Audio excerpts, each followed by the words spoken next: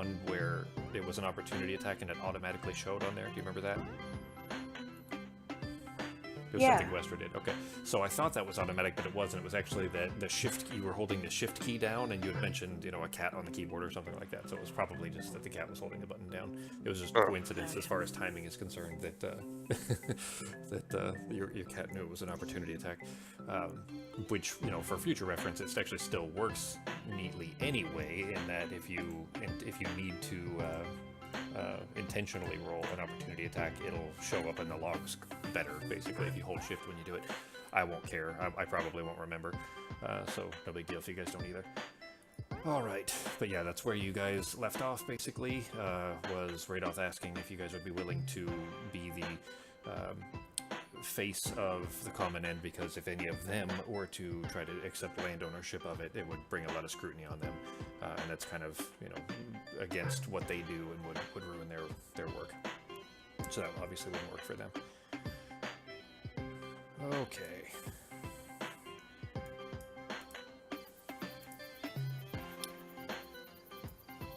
Alright, let's get started there. So, this being the epilogue, we'll have, Ben, do you remember in it was basically the prologue for the kind of prologue arc, the epilogue rather, for the prologue arc, so the ending of the prologue arc for you, and what that was, stupid updates, we skipped through a bunch of scenes. Do you remember that? You'd have a kind of a short scene, and then it would skip ahead, a few months or a week or something, and then another scene. Do you remember that? Yeah, that was when I was doing the training, I can't even remember who the other people were, with Ketis, right? Yeah, on Ketis. And I was doing the training, that was one of the things I was doing. It was a year, wasn't it? Or was it only like 6 months or something? It ended up being 8 or 10 months or something. Okay. It was to kind of not rush through, but basically to get through the ending, so that we could start, so that Becky could start playing, basically. Okay. Anyways, that's what that was. So this will be somewhat similar to that, in that there will be a lot of small scenes, relatively small scenes that we're going to kind of move through quickly, but feel free to spend as long as you want to in each before we move on. Just, let me know whatever you're doing or whatever, and once it's kind of come to a natural end, we'll move on to the next. Okay, so after that conversation with Radoth, though, you guys just go in for a rest, basically. You're camped inside the walls. Agramoth is still pretty much destroyed, but as you understand, they're intending to start the repairs on it very soon. Westra's gear is still pretty badly torn up. There's a tear along the stomach of the chain shirt, and a big rip in the boot from a beating she took from one of the bugbears, I think. But you guys, head inside, though, and we're going to take a long rest. Are you going to do anything for the rest, or just get some sleep? I think we have stuff that we need to look over, don't we? We?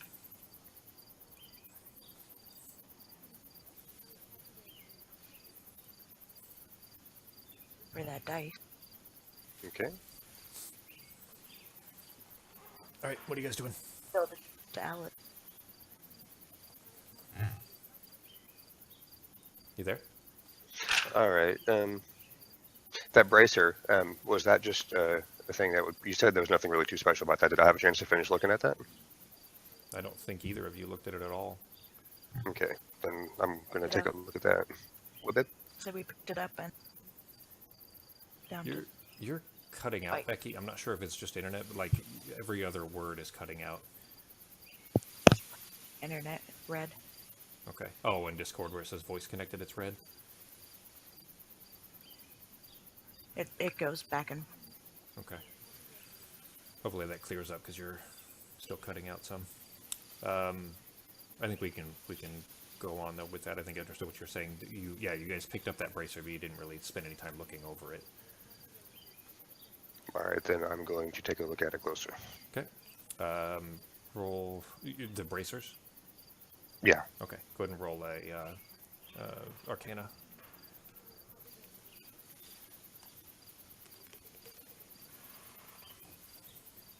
I'm gonna buy another chair. This one's not as comfortable as I'd like. So you look it over actually, and they're somewhat plain in design. They don't necessarily look fancy. They don't look super expensive or anything else, but there's definitely something to them. And as you kind of spend a little time looking them over, they're stiff leather gloves with a strong plate that is just long enough to cover your forearm, or a humanoid, let's say, kind of average human forearm. That is bright and shiny. So the leather gloves themselves are still a little bit wet, a little bit soaked because you guys pulled them out of the dirt. Underneath the at the end of the water there, that little waterfall area. But it's still a little bit wet, but otherwise, seem comfortable, seem like they would fit well. You notice though that as soon as you kind of put them on, you feel much stronger all of a sudden. And so much that you kind of are just sitting there naturally, kind of opening and closing your hands and kind of rolling them into fists over and over again as you're holding onto them. Mechanically, what they do is if you're wearing them, whoever wears them, your strength is automatically 19 while you're wearing them. It has no effect if your strength is already 19 or higher without them, but as long as you're wearing them, your strength is 19. Okay. Excuse me. Then, is it okay if I have those, honey? Because your strength's probably already 19, and mine's like 2 or 3. Mine's 18. Yeah. So. Is that okay? Yeah. Then I will put those on if they're wearable by me. They do require attunement, so you have, how many things do you have attuned? I think only my knife is attunement. You'd only have one. My drain knife. Yep, looks like it. Okay. Okay. Okay. All right, throw those on then. Sweet. I'll take care of the bonuses and everything in a bit, but in fact, I'll put it in my notes to put that on there for you. Okay. Okay. And then, is that it then? You guys going to sleep? Did Yes. all the stuff that we had in the party inventory from before, did you already put it into our inventories? No. So in there is the platinum disc, the clout bracers. Those are called the clout bracers, by the way. I just Okay. identified them. And I just dropped the thing in chat so you can read over it if you want. Good. Yeah, if there was a picture of it, ignore the picture of it. It doesn't look like there is. There was also that die, that brass, I think it was brass die that you found, and then the Dwarven prayer book. I'll drop that in your guys' inventory. Who wants what? What's going where? Bracers on I'll check Frost? Yeah. So those the dice in the spellbook. Do you want to have Alice look at the spellbook, or do you want to look It's at not a it? spell book. It's the remember the when prayer you guys, book. yeah, when you first went, it's been a few weeks now, but when you guys first went into Way Back and you saw that ghost that dissipated, and then the skeleton was sitting there with a book on it. It's that one. Okay. Then what do you want, the dice or the book? I your guess I'll choice. take the book because I can actually. Okay. Oh, and how do I put that brace on, G? I'll take care Can't of it for you. Okay. I gotta find it again. There it is. And it is identified, yeah, so you guys can see it there. Okay. Sorry, Becky, what was that? You cut out a bit. Oh, I was just saying I'll take the books. Okay. All right, and then is one of you going to be checking out the die? I will. Okay. Go ahead and roll an Arcana for it. Okay, me or Becky first, or Wester first. Whoever wants to, it doesn't matter. Whoever's going to be Go looking ahead, at honey. it.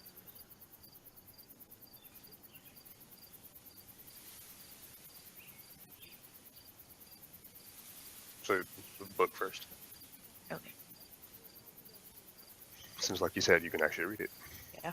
I didn't even think about that. I mean, you rolled particularly awful, but it doesn't really matter. I mean, you've looked this over a little bit inside, and you've spent a little more time looking at it now.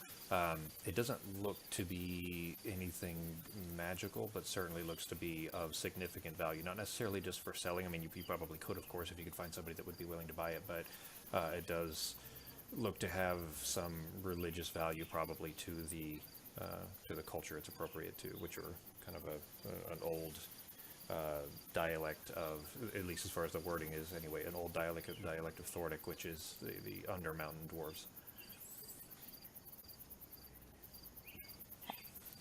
Sweet.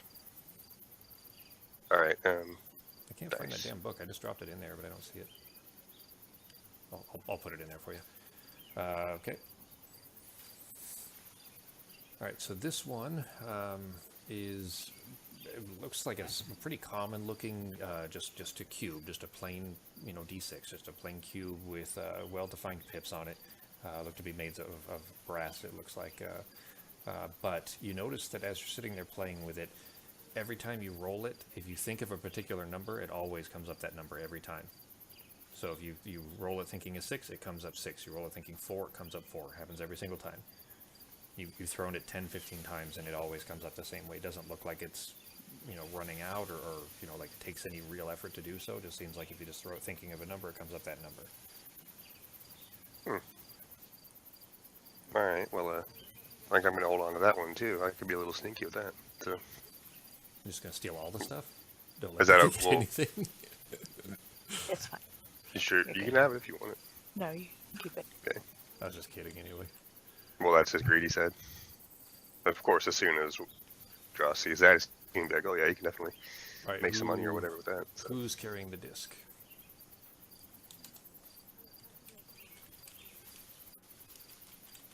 Hello? Wait, is it? Let me see.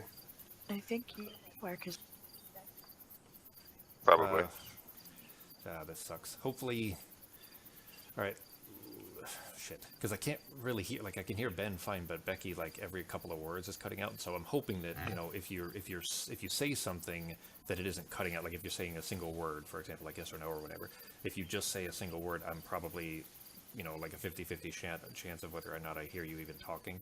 So if I continue, basically, if you say something, here's what we'll do. If you say something and I don't respond, then either say it again or Ben, you kind of, raise your hand verbally and tell me that she said something so that I can, listen again. Okay. So that we're not, because Becky, I don't want you to feel like you're, ignored during this session if I just don't hear you or something. That work? yeah. All right. Yeah, we were just saying we're not sure which one of us has the disc. I didn't see it in my inventory unless I just overlooked it. Nope, I left it in party inventory. I just want to know who's going to carry it, is all. Okay.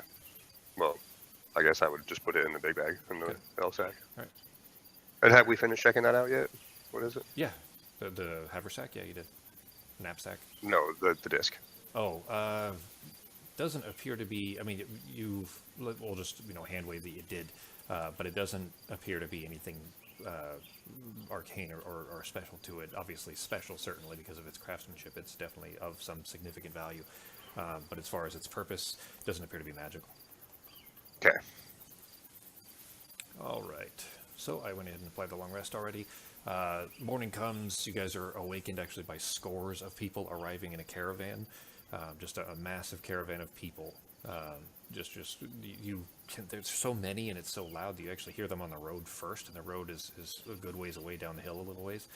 But as they approach, of course, you start hearing them, coming up the path to Agermoth, which is slowly, just with their effort, with this number of people and all the carts. They've got 3 large carts just full of stuff that they're bringing up to the keep there. And they're kind of almost beating a new path that hadn't been there before up towards Agermoth, just because of all the horses and all the feet and the carts and all, it was kind of mucking up the dirt. So almost kind of creating a temporary little road up to the keep there. Many of them it's about 40 or so people total. You kind of, wake up and look out the windows, the open kind of broken parts of Agermoth's walls.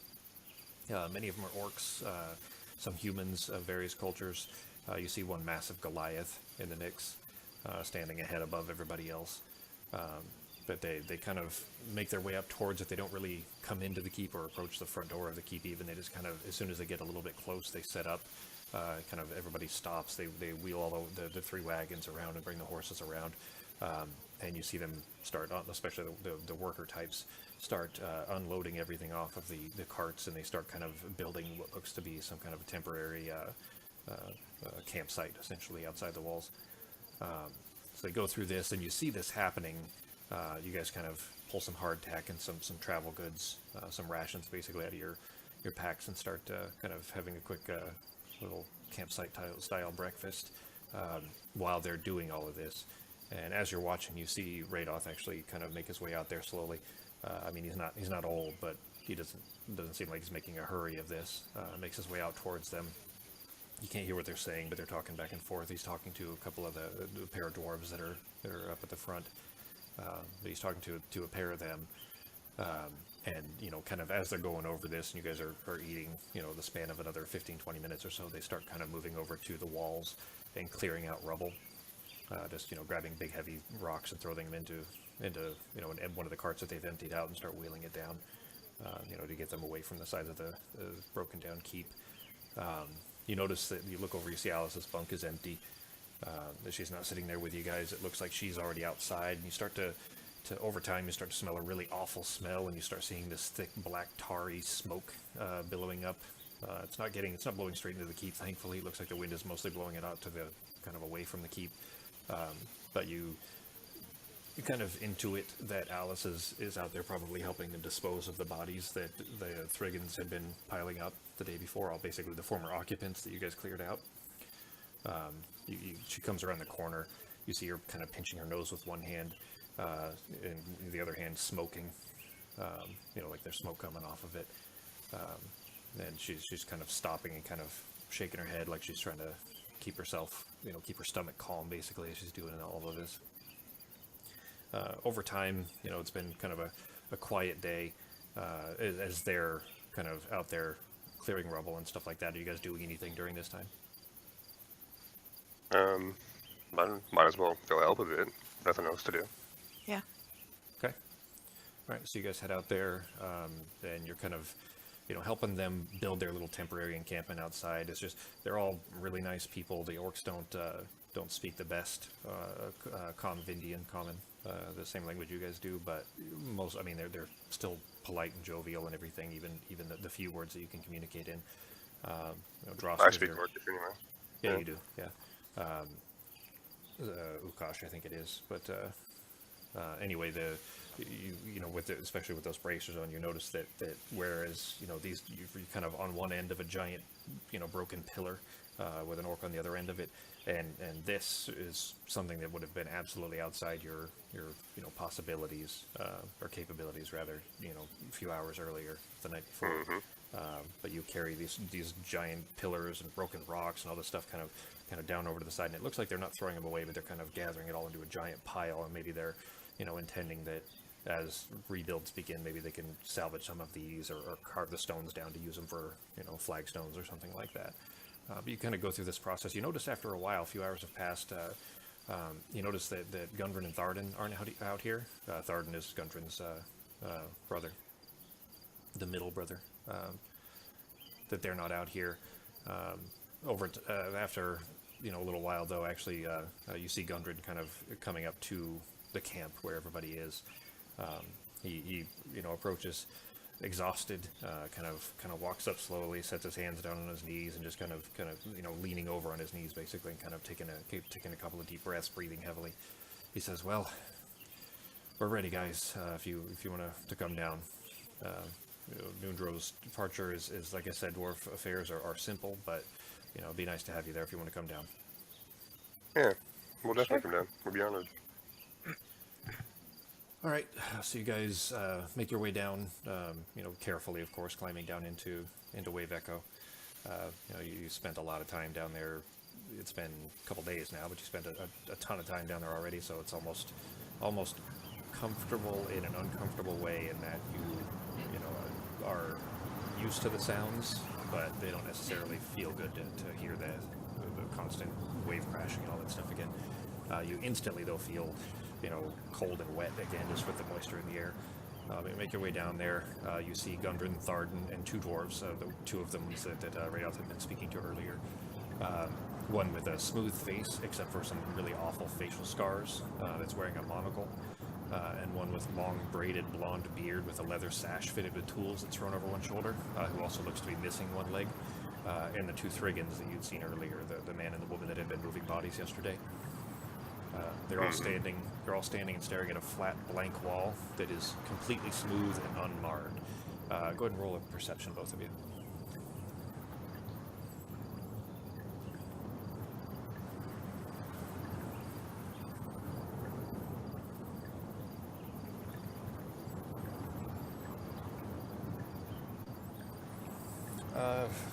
Drost, you're a little bit familiar with these kind of simple rites of Dwarven passage. Just, you know, you spend a lot of time with dwarves, you know, Gundren in particular, of course, but It's something you're familiar with. Basically, is it something like this?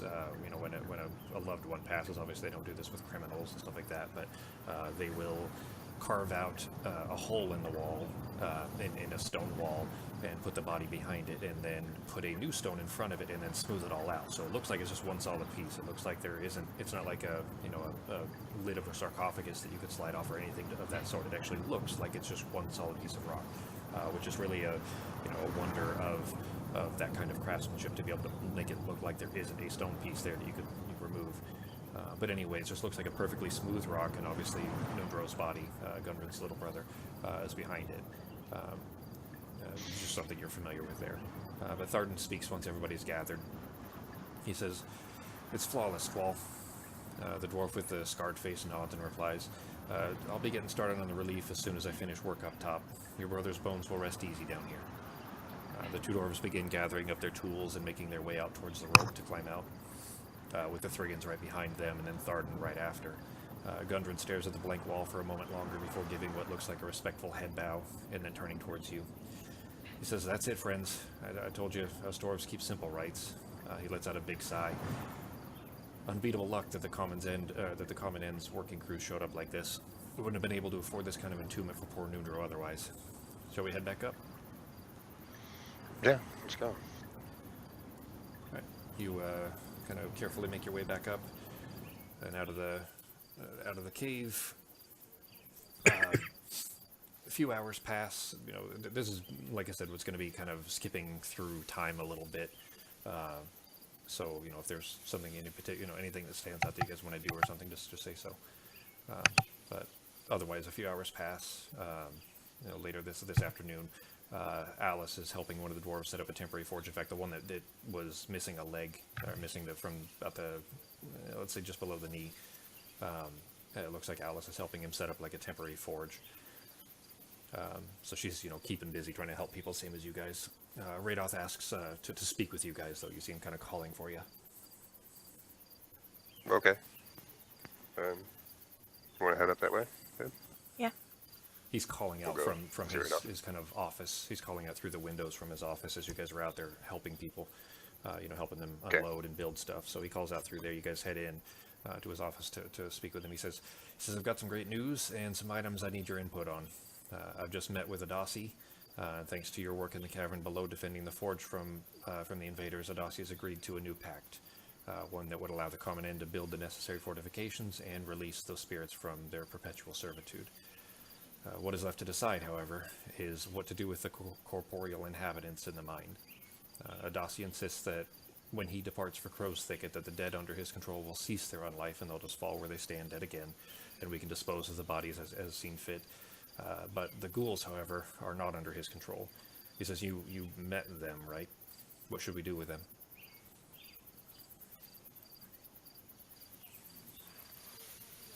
As far as Ben and Becky, you guys understand what he's talking about? I don't remember exactly the ghouls that we passed. I thought all the zombies we passed were friendly, or just gonna, fall. So there were a ton of zombies that basically didn't move or didn't react unless Adasi commanded them to do so. The 3 that he sent to help you fight Samurog with, those were under his control. Remember the ones, though, that you saw that stole the corpses of the bat creatures, the sturges you guys killed, as well as some of the bugbears, that they were bugbear remains in that room?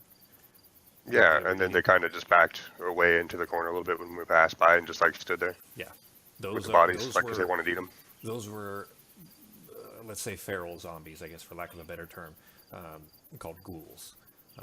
And they are not under, according for what Radoth is telling you, is that Adasi does not control them. And once he leaves, the zombies he does control there won't be anything in them anymore, and they'll just fall. They'll just be dead bodies again. But the ghouls are not. The ghouls are still alive in the unlife sense of the word. But because he doesn't control them, they'll still be in there. And you guys saw maybe 6? Okay. So, I mean, there may be more, but I think you saw about 6, I'm thinking. We could go finish them off, I guess, or what do you think? Or would they, if we leave them down there for a minute, would they eat more than a minute, obviously, would they eat the corpses of the other zombies that fall? Because that might be like a good cleanup idea for free. Radoth, chuckles a bit. He says, "Well, that's a kind of a morbid thought. I mean, I'm sure they would, but, ugh, I Probably don't know. faster I just to mean, burn them really, anyway, huh? for at least for the dwarves, I'm sure that Gundren and his brother will want to entomb them properly. I mean, they did fall, of course, defending this place in the first place, same as Adasi and Uriah. So I think that at least the dwarves, I think they'll want to, get the dwarves taken care of properly. Maybe the bugbears too, but even after that, that's still. I mean, we intend to be here. The purpose of this pact, of course, is that the Covenant can't really leave this place undefended, and we can't. I don't know. I mean, I suppose we could leave the ghouls in there, but they might eventually become a threat. I don't. Maybe they won't. I don't know. That's kind of why I wanted your guys' feedback on it, on what you think we should do with these guys. Probably go down and take care of them then, so they're not running around. Yeah. Okay. All right. Well, I mean, that's probably the sensible thing to do. It may not be a comfortable thing because they're not exactly aggressive as long as they have food, but I mean that could change over time. And really, same as a wild animal outside of a farm, you don't exactly just leave them to pick off your livestock. So, that's probably the smart thing to do. I mean, you guys don't need to do that. We have a ton here, and you guys have done enough already. So I mean, I'll send a crew down to take care of that. Second thing then, what about Koroziksi, the Beholder? As he believes that his contract remains intact, I'm not sure that we can safely remove him. Perhaps if we could, prove his service was fulfilled, maybe he would return to his own plane. They're not from this plane, of course, so maybe he would return to his own. But that being said, he does seem content to continue defending the Forge, which would be of service to us, so long as his dementia doesn't worsen. That could be dangerous, but I don't know. What are your thoughts? Maybe just leave him in position for now, because again, he could be some good defense for basically free. So, just have to keep an eye on him. If he again starts to get even crazier, then we'll have to try to find a way to get him out of there. But yeah, that's kind of where I was thinking too. What do you think? What do you think, Westra? Yeah. Just need to keep a close eye on him so he doesn't attack it. yeah. All right. Well, I think that's all I had for you guys at the moment. So if you want to continue about your day, I've got a lot of work to do here. I'm doing a little bit of research still. I guess we'll talk about that probably tomorrow. But so that's it. Thanks, guys. Yeah, thank you. He goes back to reading in a book that he had open when you guys entered. But so you head back. You go back to helping out the work crews. They've mostly gotten the place cleared. It seems like they're starting to prepare to start working on patching some holes in the roof and things like that. That's it for that day, unless you have anything else you want to do for that day. I don't think so. No, because I still don't have tools. Work on my armor, but Yeah, and we probably have to fix wait till we get back to a town to get your shit repaired. So. I think I heard that, Becky. You said you still don't have tools to repair your Sure. armor? Yeah. Okay. So we'll have to wait till we get back to a town. Yeah, for now. But that's fine, though, for now. It wasn't enough to be like an actual mechanical penalty. It's just, you don't want to walk around with torn armor type of thing because it could get worse, etc. So next day, though, you guys, have another peaceful, extremely tired because it's been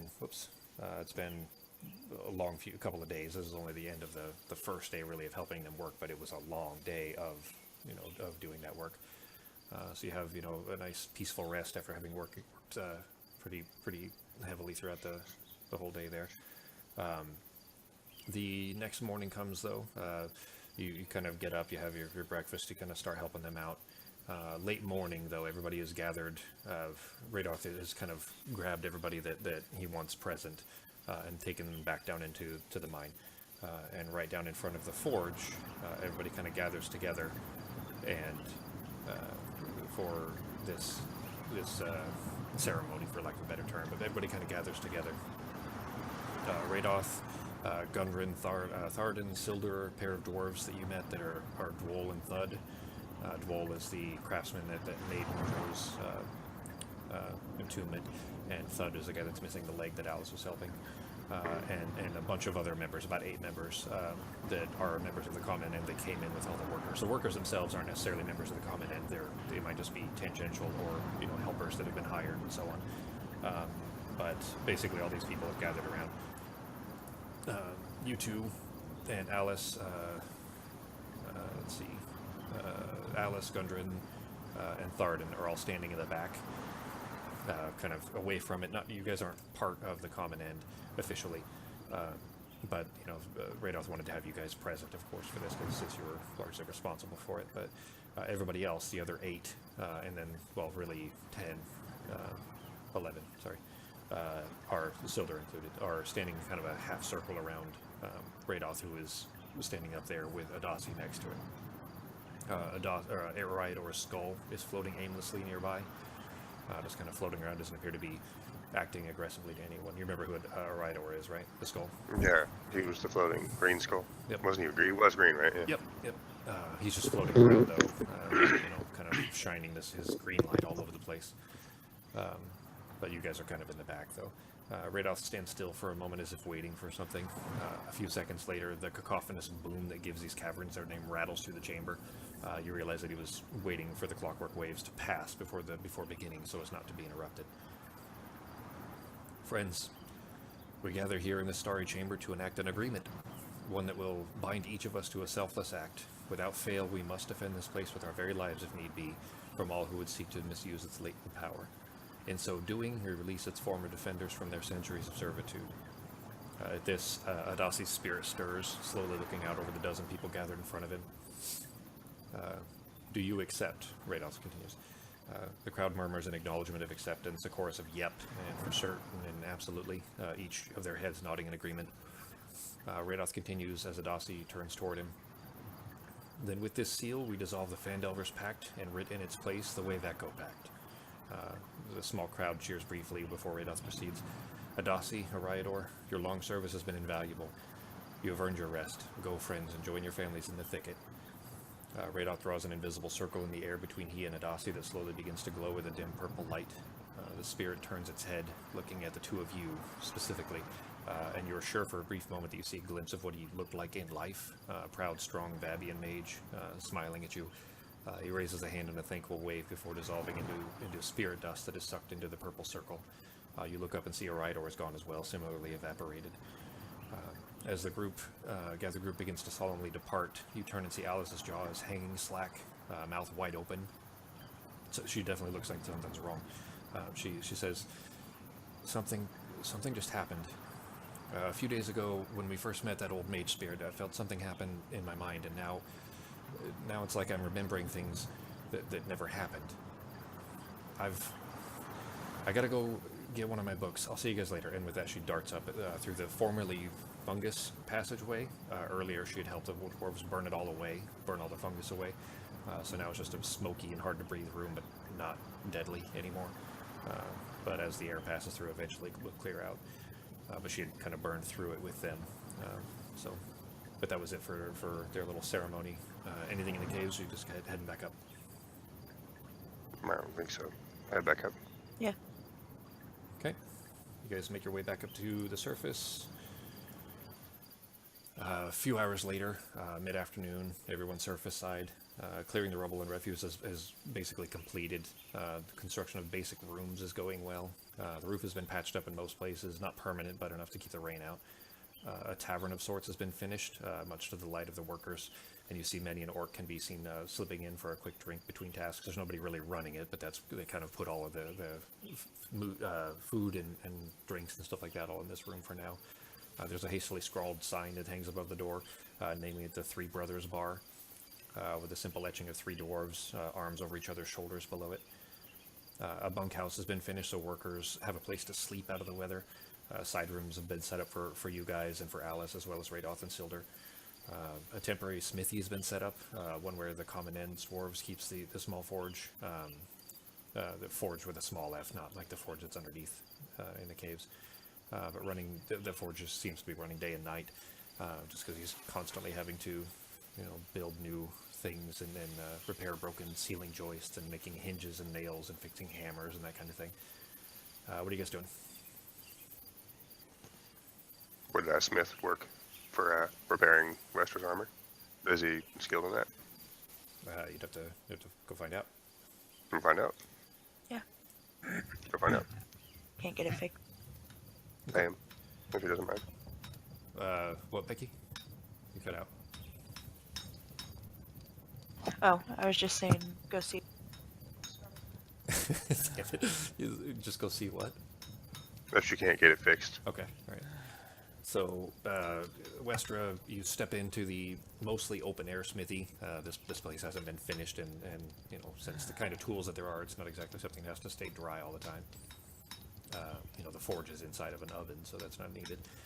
But anyway, you step into the mostly open air smithy. The dwarf that you've met a couple of times, well, not met officially, you haven't spoken to him, but seen him around, called Thud, pounds a hammer against a bar of bright orange heated steel. He's a stout man, average height for his kind, but he's got really big hands and kind of an almost goofy look to him. Which one is that? There it is. All right. Almost goofy look to him. He wears his beard in multiple twisted blonde braids that are capped in bronze rings. Where one leg can once been, there's a steel foot that protrudes from his knee. He seems to not have noticed your entry, though. Yeah, Bibbs, you can introduce yourself, and then we'll introduce us, I guess, and then see if he wants to, or see if he can fix your armor.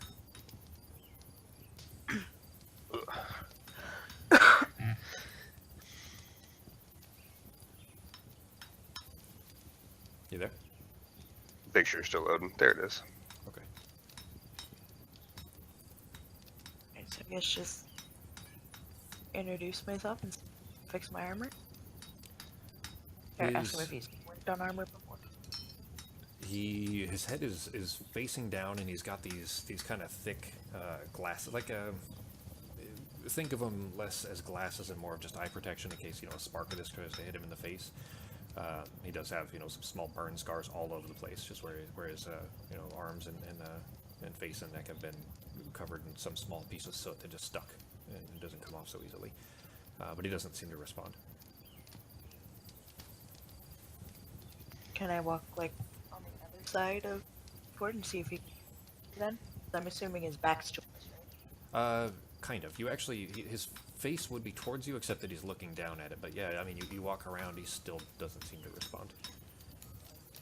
He's just hammering away at this over and over again, just to, you know, a routine of hitting it the exact same, you know, like clockwork, basically, just pounding against this thing.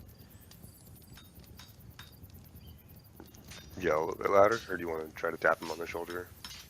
I guess I'll try to tap him on the shoulder.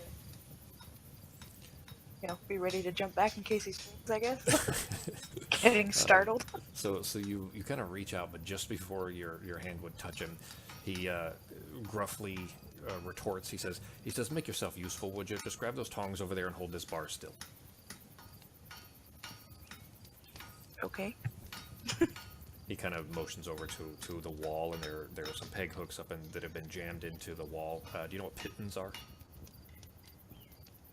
Hooks you use for climbing walls. Okay. Oh, yeah. The things that you would nail into a wall if you needed to climb a wall, that kind of thing. It's basically like a railroad spike. So anyways, there's a bunch of those in the wall with tools hanging off of him. So you see some tongs over there. You grab them and bring them over. You're going to help him try to hold the bar still? I guess, yeah. Roll a strength check. Just a plain strength check. You can roll in the open. Doesn't need to be in the tower. So you grab it and you go to bring the tongs close. He turns his head slightly, looking over at your hands. He kind of sighs. He stops swinging the hammer for a second. It just kind of falls down to his side. He doesn't drop it. He just, you know, his arm falls to his side. He turns and looks at you. He says, "Gloves, girl, gloves. Over there." And he motions to the bench nearby, covered in leather aprons and gear. Okay. For you, I'm guessing. Yeah. So you grab the gloves, come back over. You aren't exactly great at it, but you kind of help him, you know, holding the bar. He flips it over, you hammer the other side, and it seems like just an eternity of just sitting there while he keeps hitting the same piece of essentially rebar at this point, just because he smacked it so thin. But you help him for quite a while, just helping him, you know, rolling this over, and helping them out, or helping him with whatever thing he was fixing at the time. Over time, though, he will kind of hand wave this portion of it, but he kind of looks over, he sees the hole in your shirt there. He says, I suppose you're gonna want some help with that, right? Yes, please. All right, well, go ahead and take it off. And you're not, you're wearing clothes underneath. It's just a chain shirt. But he helps you patching it up. By the time he's finished, and this takes some time, but by the time he's finished, it looks brand new. It looks better than it did before, because now it's at least cleaned. The whole thing had a good run over. It patches up the torn boot.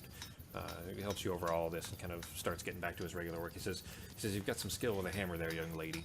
Got some dwarf blood in your veins, you think? I have no idea. Because wasn't I I wasn't fully human or something? Not as far as you told me. I think it was... What was it? Yeah, I think you were only full human, I think. I don't remember. He's not exactly serious anyway. He's just, one of those things you would say. He says, no matter, and he kind of waves his hand out. He says, you're welcome in my smithy anytime.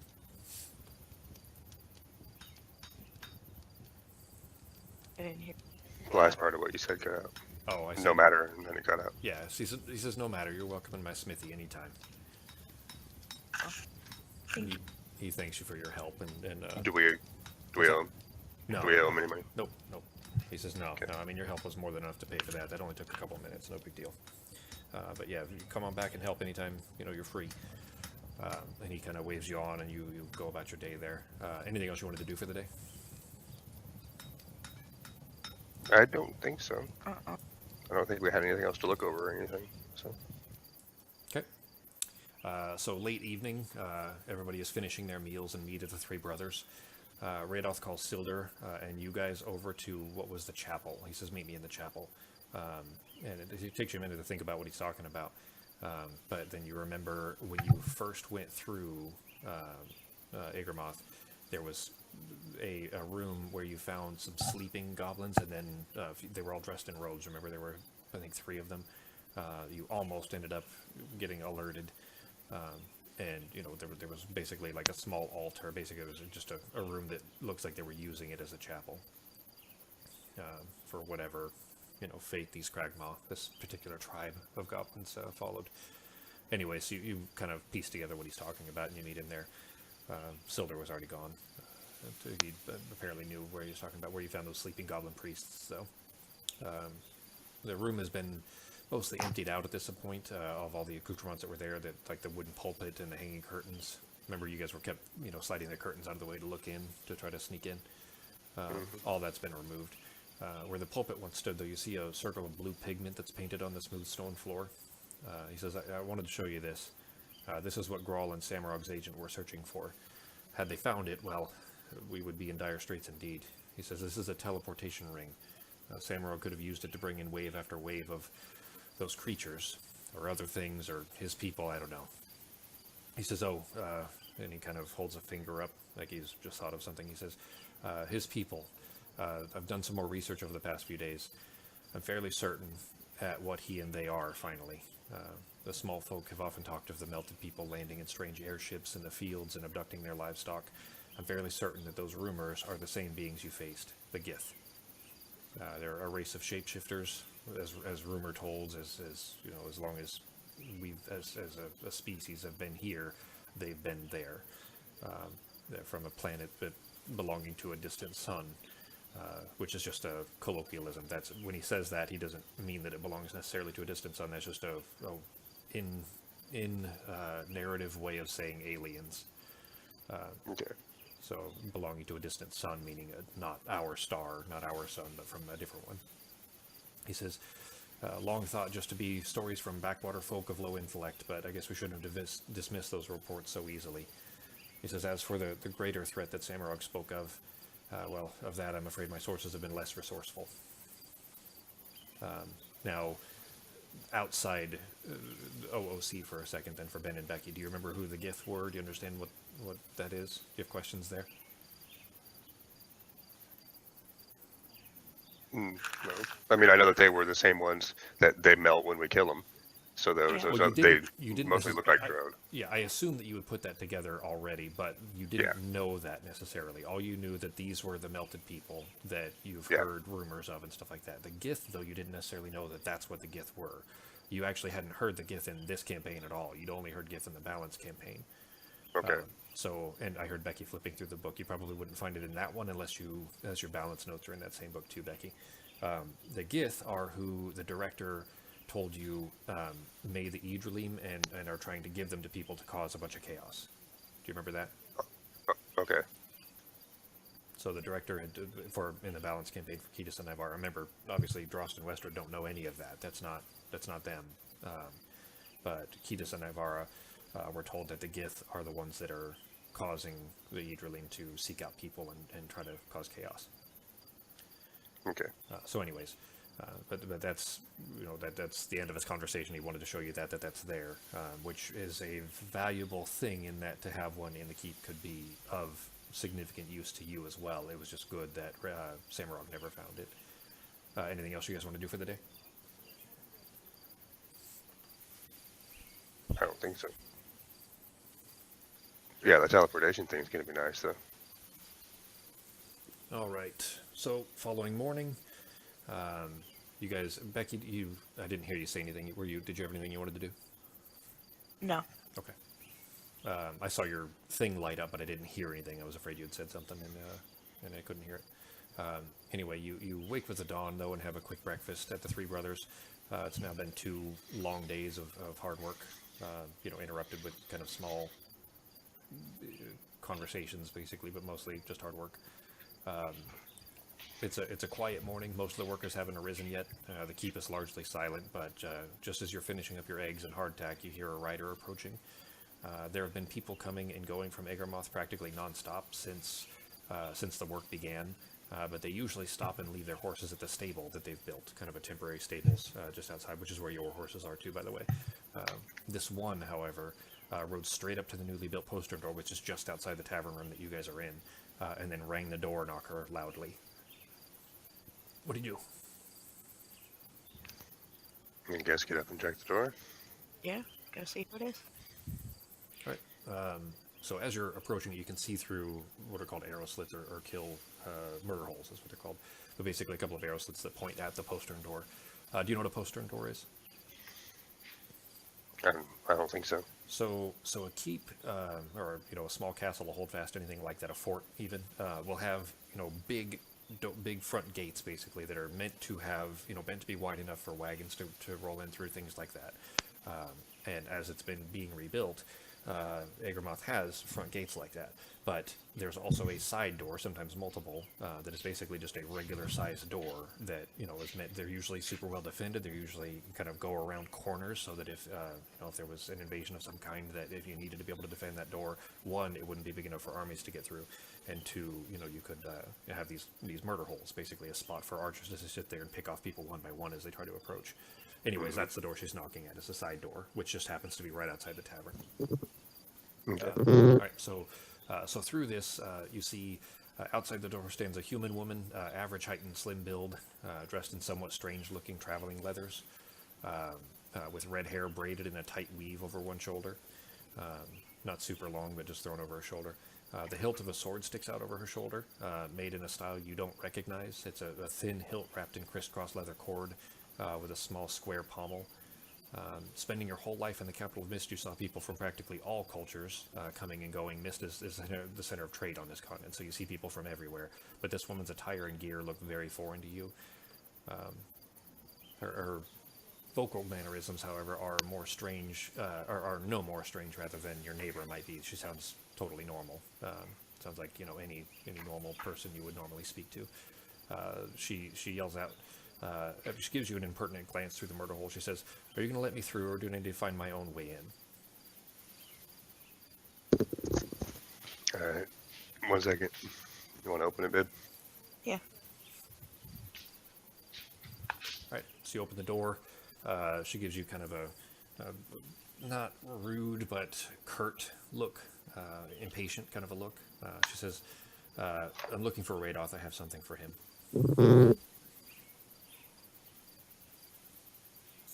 Right this way. Isn't he? Is he with us Yeah. still? No, this is the next morning. You guys were basically just had breakfast by yourselves. Radoth he's still at the keep, yes. You're just not with him. It's a Isn't big he? keep. Okay, so okay, he's in his room or whatever. All right, Presumably. I guess head over that way. Okay. All right, so you take her there then. Go check there first. Yeah, there are people all over the place, by the way. So this place is full of people coming and going constantly. The keep is Okay. good size. There's 40 total people there, plus the common, and you're looking at probably 50, 60 people total in the keep. And it's not that big that is, you can't walk 10 feet without seeing somebody, basically. But you make your way there, over to his office. He's sitting inside reading a book at a table with a single candle there. Locke kind of she's again not rudely, but she is very brusque and very quick. She's curt in that, not being inefficient with her time, is kind of moving past you guys in a could be perceived as rude, but not necessarily intended to be rude kind of a way. But Radoth smiles when you guys enter. She walks over and sits at the table and she just hands him this rolled up piece of parchment and just continues over, doesn't say a word. Just walks past and sits at the table that he was sitting at as he stood up when you guys entered. He smiles though, kind of he breaks the seal, starts unrolling the parchment, looking it over for a second. The single candle that's burning on that table there, the strange woman that's sitting there, she's idly spinning in her hands a very small flat piece of steel that's cut in the shape of a four-pointed star. Radoth says, "Well, friends, Locke here came through for us." He gestures absentmindedly towards the woman. "Time to make you both wealthy landowners." He turns the parchment towards the two of you and holds out a quill pen, whose needlepoint tip is glowing a dim purple glow. Ketis has seen this kind of a pen before. Obviously, Drost and Wester have not, or not necessarily. You know what? We'll roll a simple Arcana check actually to see if you might be familiar with what it is. Yeah, both of you. See if you're familiar with it or not.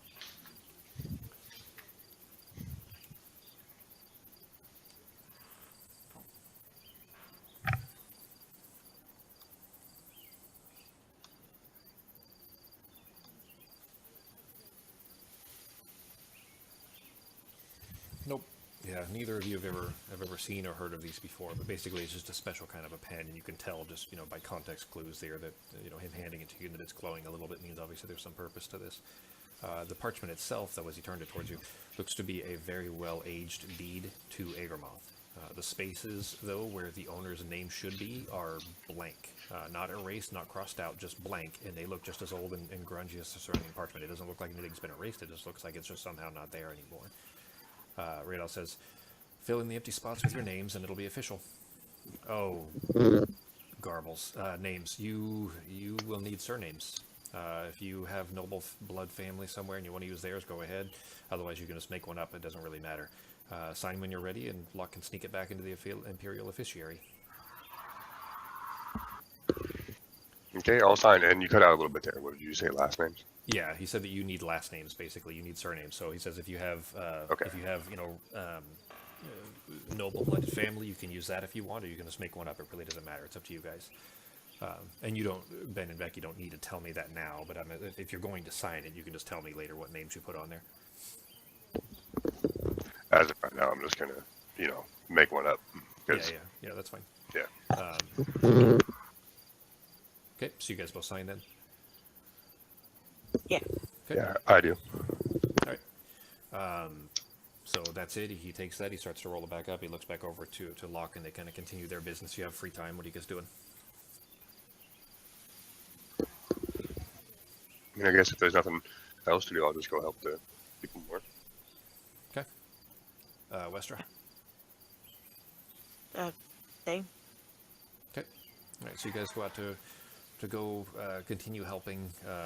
You're gathering up things, and most of the clearing stuff is all done, but now there's a lot of carrying this from this place to this, like carrying a stone block that has been cut a particular way from the wall, the stonemason, from him over to the workers on the side of the keep where it needs to be placed, things like that. So it's a lot of kind of gopher type work. The specific craftsmen that are responsible for particular parts are very skilled in exactly what they do. So it's not necessarily something that anybody could just take over. But carrying rocks around is something anybody can do. So that's what you guys get to do.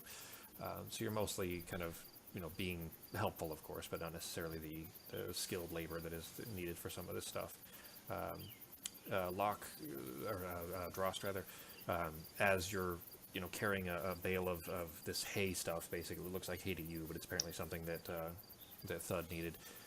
You've just delivered it to him, and as you're starting to head your way back, you look down the little. It's not a big hill, but you look down the hill just slightly, and you see Locke is outside near the stables. She looks to be throwing daggers at a rough shot target that's painted on a hay bale. Roll a perception. Okay.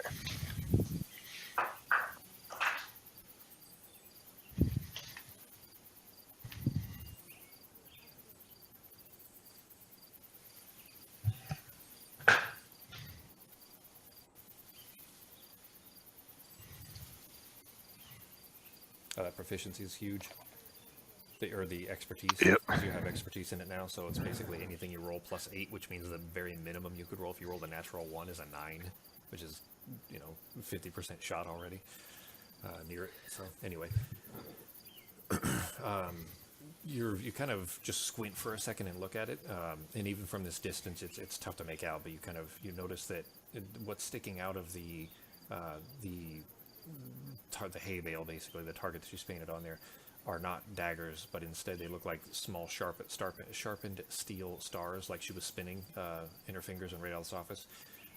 But more importantly, as you're staring at that, thinking of what a strange weapon that would be, you notice that as you're staring at one sitting in the hay bale, it starts to fade and disappear. And she's just this is a constant motion for her. It looks like she's rolling.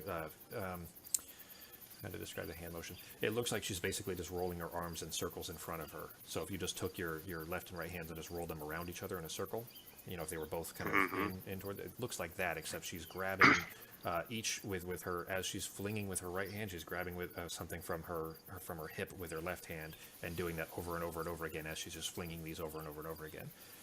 But as you're watching the hay bale, every time one hits, it'll sit there for a second and then disappear, and then another one, and then another one, and they all just continue to disappear, and she just never seems to run out of these. They just keep, somehow these two small leather braces that are at her hips they're too small. There's no way they could contain that many, but she never seems to run out, and this is just a perpetual fluid motion of her flinging these over and over and over again.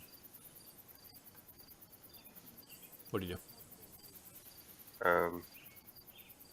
Kind of, as gently and non-threateningly as I can, approach and ask her about them and say, those are very interesting weapons you have there. May I ask a little bit more about them?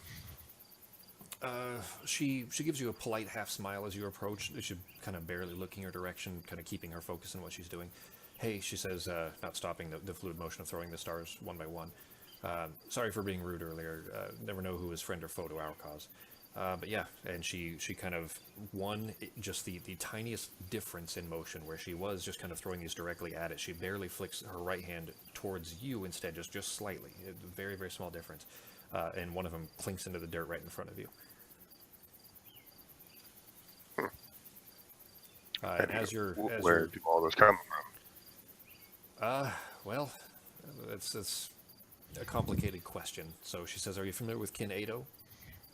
Which you would be, in that you've heard the name before. It's basically a culture to the west. It's called the Far West, but basically a very large empire. It's not in competition with Mist. It's too far away really for that. But it is an empire that's far away. That's far to the west on a different continent. Anyway, she says, well, yeah, I mean, if you're familiar with that, I'm from not from, rather, but she doesn't say she's from there. She says, well, I'm from here, but I trained in a tiny little island called Quintai off of Kinado. And she says these are from there. You don't necessarily need to know those names, at least not yet. Okay. You do notice, though, as she's kind of saying this, and you're kind of looking at her, not impolitely, but as she's kind of making this constant motion, like a perpetual motion machine. The braces that are at her hips that she keeps reaching her finger to, a few half-second after you see one of the stars disappear from the hay bale, you see another one appear in one of those braces on her right hip. She has one of those braces on each hip, and she's kind of grabbing from each as she's swinging these. Okay. So does it, I'm guessing the same one, well, Josh is going to say, is it the same one that just returns back to it every time you throw it? Or the same two, I guess it'd be 2 total. You can see at any given time, In you each? can probably see 6 total, maybe 3 in each, as they slowly fade Okay. and reappear. She's throwing them faster than they're appearing, but trying to keep this kind of consistent rhythm to it, basically. Almost like it's meditative, maybe, to her. But she slows ever so slightly as you ask. She's still kind of keeping the motion going, but slows a little bit. Kind of looks towards you, still throwing the stars over and over again. She says, "Yeah, for lack of a better term for it, yeah, that's basically what happens. They kind of fade from there and reappear back here." And she kind of looks down towards her hip and keeps throwing. Well, those are really cool. They're very handy. She kind of continues going. She's, again, not being rude, but is somewhat curt. But you don't necessarily need to, persist if you have anything to ask her to go right ahead. But otherwise, she's not ignoring you. She's just, busy. Yeah, nothing else to do. I will carry on. Okay. You head back over to keep working. Later in the day, you see her gathering her horse and getting mounted up and everything. You see her riding off to the north as you are continuing your work. Evening time. Players gather. You guys gather, rather. Sorry, I had notes of players. You guys are gathering at the Three Brothers for dinner. You notice that you haven't seen Alice all day, though. She's not there, in the keep, or sorry, in the common room of the Three Brothers, and you haven't seen her all day.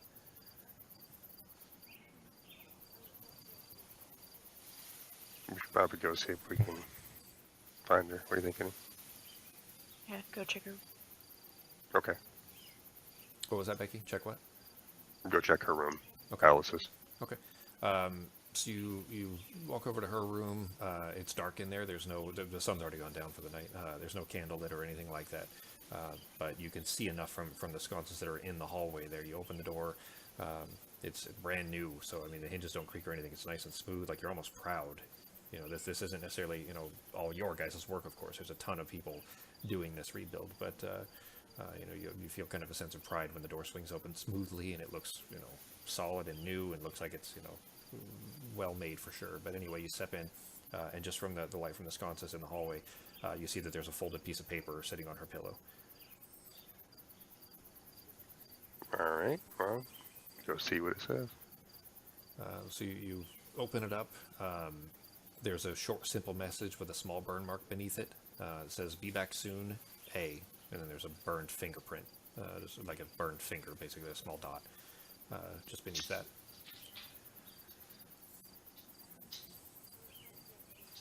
Okay. So you go back to go. You haven't started dinner yet, so you're going to go eat? Yeah, what do you think, baby? Anything else? Think of. Okay, so, yeah. Okay. All right, so you head back in. You get back in the common room. You see Gunrun kind of looking for a place to sit. So as you guys move over to sit down, he comes over and says, "Hey, old friends, it's been a long few days. Mind if I sit with you?" Feel free. Sure. So you guys sit down. He says, "Maybe we can play some dice later, huh?" Yeah, that'd be fun. Yeah.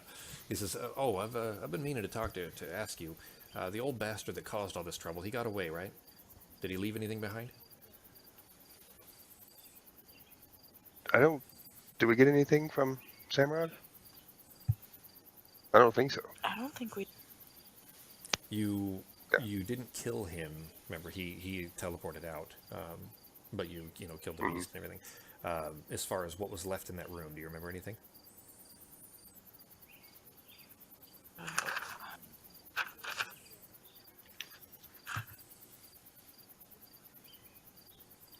I can't remember.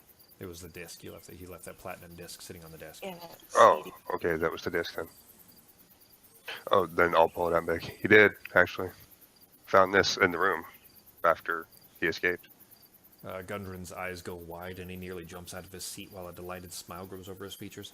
He says, "That's it, my boy. That's the key."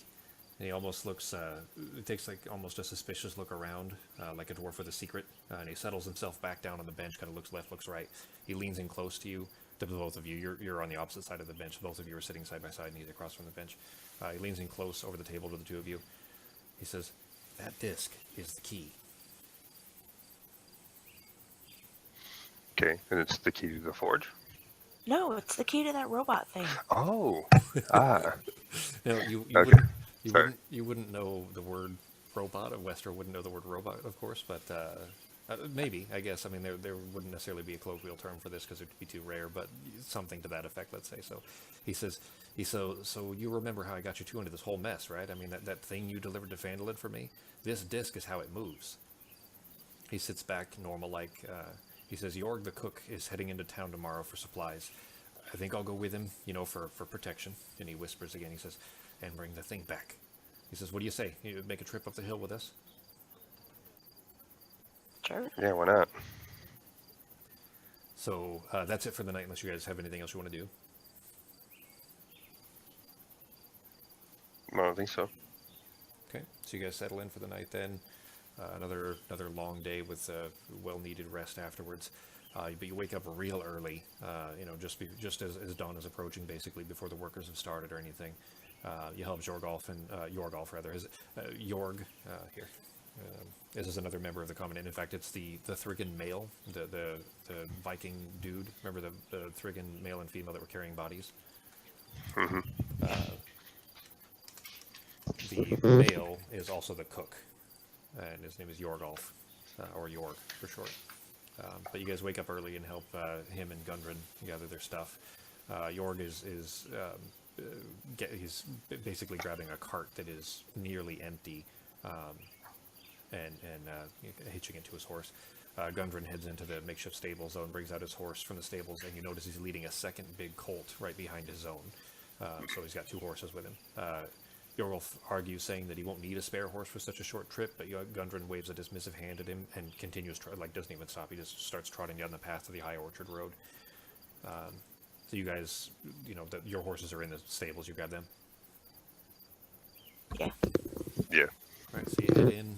You grab Cotton and Baloo from the stables. You notice that Alice's horse, Decker, is gone.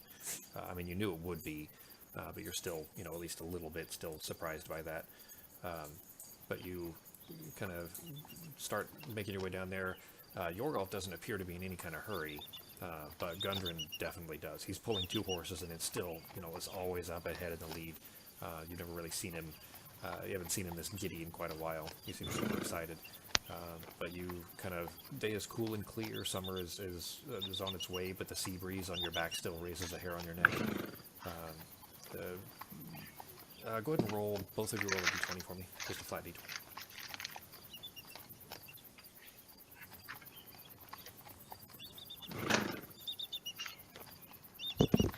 Both of us? Yep. Okay.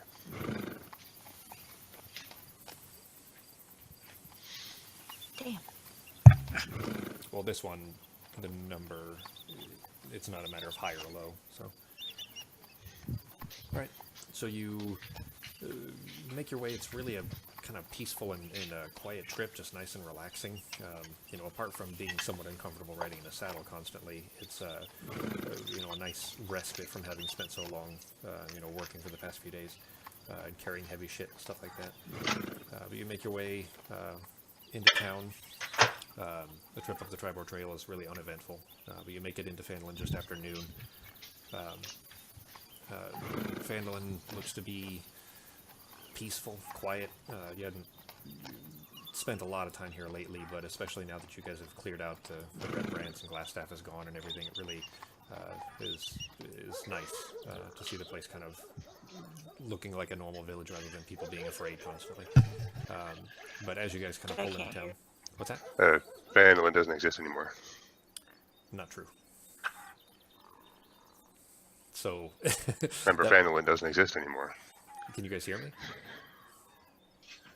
Because you're cutting in and out, but yeah, well, I know we already made that mistake once, but then you reminded us that Phandalin doesn't exist anymore. It wasn't. So. No. So that's the part that I was trying to point out for you without giving it away. It does exist. So can you guys hear me? Oh, okay. So Is we're it- behind. Is Yeah, it still you cutting- said it does exist, right? Yeah. Is that what but you said? As long as I'm not cutting out, I'll explain. Yeah, you're still cutting in and out. So are we behind? Are we behind in time? Yes. So The what other that one. is basically Yeah. is that Kiedis and Ivar are further ahead in time. So where Kiedis and Ivar are right now is Halloween, so the end of October. Because time doesn't line up, meaning that if you guys take, a rest here and then, you have a week off for something in this campaign, that's different than the other one, because the other one it doesn't mean you're taking the same number of rests and the same number of weeks off or whatever. Does that make sense?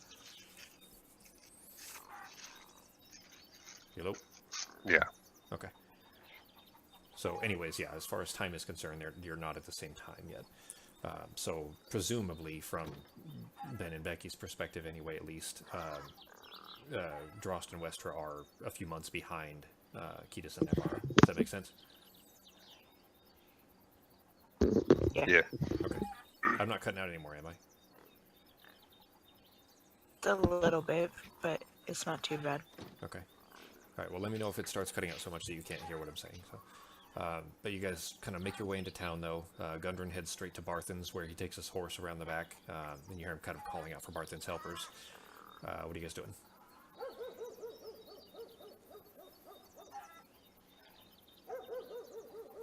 Hello? Do what? What are you guys doing? Didn't hear the last part of what you said. Sorry. I said, so you guys pull into town, and Gundren immediately heads straight to Barthen's, where he takes his horse around the back, both of his horses, and he calls for one of Barthen's helpers, Ander.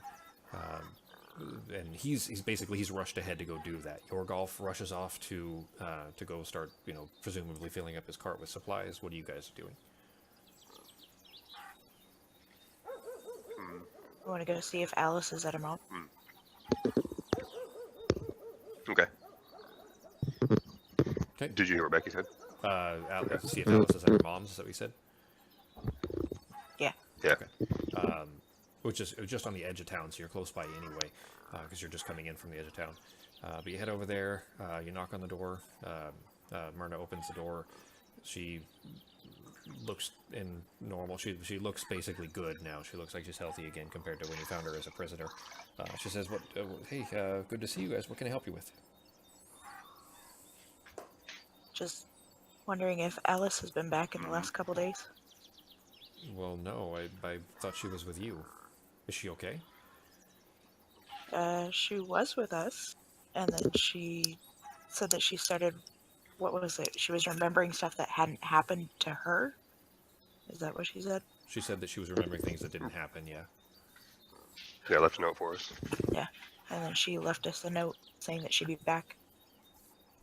Yeah, you had seen her after she told you that that she was remembering things that didn't happen, but with all of the hectic stuff of the building and everything, you'd seen her once or twice, but mostly just she was helping other people, that kind of thing. You notice she would spend a lot of time in her bunk reading, and then that night, the next night actually, the day after that conversation, is when she left the letter. But anyways, Myrna says, I mean, I haven't seen her for quite some time, not since the last time you guys came into town and she came to visit me. So, I mean, please, if you see her, tell her to get word to me or to come home and visit. I need to know that she's okay.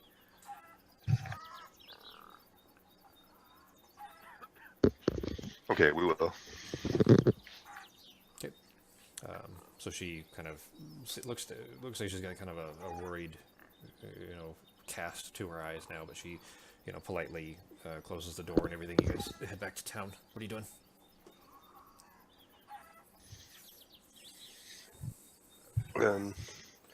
You know what? While we're here, I'm gonna go grab a couple more daggers. Okay. Did you want to check out anything at the weapon and armor types things? Oh, we might need to restock our food too, our rations. Sure, we'll probably do that. There's plenty of food in Agramoth right now. It's They're not. saying there was a... What's that? Oh yeah, that's what we're going back to anyway. Never mind. Becky cut out there. Then, yeah, I'm going to do some daggers, and then was there anything you wanted to get for weapons or equipment or anything? Well, we looked the last time we were at Vandalon, right? To see if they had the tools that I needed, and they didn't, did they? We already checked in Vandalin to see if they had tools to repair their own armor. So Thud actually has the tools that you So that way I need. can work on that during rest. Yeah. Thud actually has exactly the tools you need. So, I mean, you could... Phandalin does not have them. There's no forge in Phandalin. There's no smithy. They get their stuff, brought in the same way that, people come here to buy, furs and things like that. Stuff that a mining town might sell. But anyway, Thud, though, the blacksmith that's at Agermoth has those tools. Or could make them for you, one of the two. Okay. Alright. Then I guess just daggers for me then. Okay. Pick up a couple more. Oh, And I need crossbow bolts. Oh yeah, you probably need bolts. Sure. Alright, so you guys head into Because the I long am shield out of cluster. everything. Yeah, you shot like 20 or something in that fight. Yeah. I only 18. got one back. Yeah, you shot 19 and you got one back. So I think you were missing a couple before that, but still. Anyway, though, you guys head into the line shield cluster, and she before you have a brief conversation about it, but she's got such a beaming, happy smile, and everybody seems like, just the whole village seems like it's the way it ought to have been, basically. So it's a nice warming feeling for you guys to kind of somewhat be responsible for these guys kind of returning to normal life. And she says, these don't really have, regular travelers, sure, I charge them for these, but these aren't anything expensive, and for what you did, it's the least I can do. So here, just go ahead. And she hands them off to you. Okay, thank you. All right, I have refilled those, and Wester now has 2 bolt cases, one hanging off the back of each hip, both of them full with 20 bolts in each. What are you guys doing?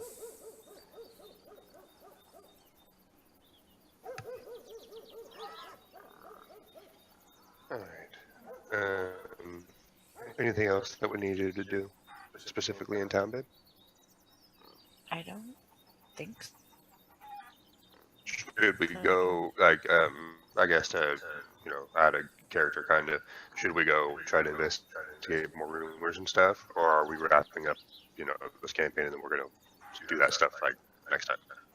Yeah, for the most part. I mean, those are things you could always go back to, but as far as time, though, since it's already 7:15, we still have a little ways to go. Yeah, then I guess guess that'd be it, just go set up at the end. And there is a tavern, by the way, kind of a roughshod one, like kind of just quickly thrown together, but the Three Brothers in Agermoth is a tavern, not necessarily a ton of travelers yet, but you could certainly, listen in for rumors there at dinner if you guys wanted to, and that kind of thing too. That's something you guys could, I mean, I don't know, don't think of it, not you guys have, played enough time now too, but don't think of it in video game terms where you have to be at a tavern to listen in and things like that. Like, you can do whatever you want at any given time. It doesn't have to be in Phandalin at the Stonehill, you know what I mean? So don't worry about that kind of stuff. Just, wherever would be reasonable for you to be able to do something, that would make sense. Now, for example, smithing tools, like I could have just made them there, but there isn't a smithy in Phandalin, so why would they carry those tools? You know what I mean? So this is just in a sensible way of where things would be. So handle it as if you were these people in this environment, and if things make sense and you want to go listen in for rumors and there just happens to be a tavern nearby, so be it.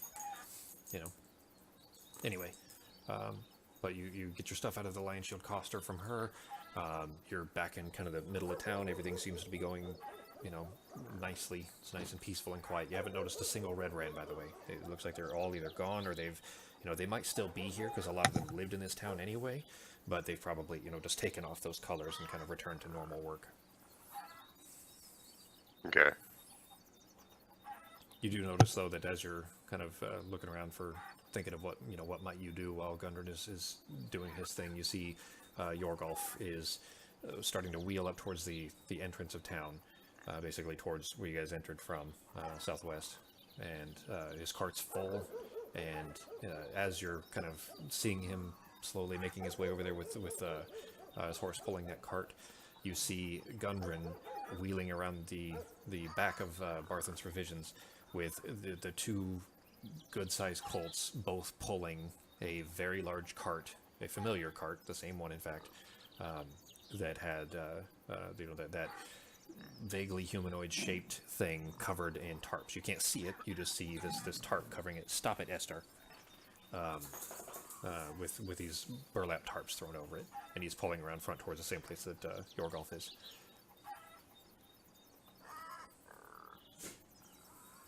They're basically ready to go, so if there's anything else you guys Well, I can guess do in town, by all means. time to head out then, right? Go with them. Okay. So you guys get back on the road, making your way down. It's not... you were saying you're leaving, right? You're cutting out a bunch. You leaving? Hello? Yeah, we're gonna follow them. Go with them. Are you...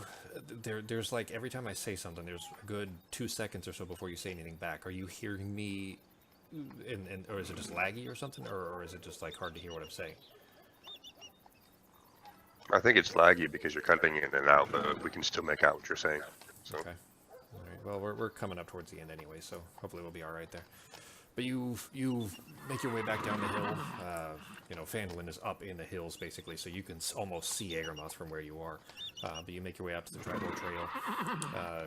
Gundren drives the wagon with an impatience rather that you've rarely seen in him. He is, in all your years of friendship, really, you've seen him this giddy maybe once or twice, but he seems really just giddy and excited to hurry up and get back. And more than once, he ends up running a wagon wheel over a rock or a bump in the road, causing the cart to jostle and rattle unnecessarily. He just grins at you and insists it'll be fine. Yorgolf barely says a word. He seems to be a pretty stoic guy anyway. Doesn't seem to talk a lot. He makes good food, though. Anyways, he just seems to be watching the sky to the west over the sea, where gray clouds are beginning to gather. Just look like rain tomorrow, he says. We'll see how well them thatchers did on the roof, huh? And he gives you kind of a grin. Is this thing gonna rust in the rain? So Yorgolf doesn't know what's there, and Gundren has been very secretive about it, remember? Oh, yeah. Yeah. Okay, never mind. Yeah. But still, he says it looks like rain tomorrow anyway. Doesn't seem like it'd be a problem at the moment, but the trip is quiet and relaxing, except for the soreness of spending nearly a whole day in the saddle. The sun is getting low on the horizon when you arrive back in Agarmoth. Yorg drives his wagon up to the keep entrance and calls out for workers to help him unload, saying if they don't hurry, their supper will be late. But you've made your way back, though, so... you see just ahead of you, obviously he was kind of rushing to do so, you see Gundren has kind of pulled his wagon into that copse of trees where you guys had camped earlier. He doesn't know that that's where your camp is or anything. It just happens to be a good place that seems to be relatively, secret. You're going to follow him in? Yeah. So you guys make your way in, and he ends up kind of coming across that same camp you guys had stayed at. He stops and slows. He's sitting on the wagon, but he slows the horses down. Stop it, dogs. You slow yours and kind of hop off and tie them to the lead post that you'd set up there. Gundren, all of a sudden, careful and slow with his actions for the first time all day around the huge mechanical armor. He discreetly pulls the tarp off of the cart before putting a booted foot up on a wheel spoke and climbing up to the flatbed. Remember, there's a big flatbed cart with this thing laying on top of it, and the tarps are over that. But he climbs up on top, and the tarps are off now. You see him silently mouth the word "wow" while looking at the sturdy steel frame up and down. He continues to peruse the thing on the cart without looking at you guys.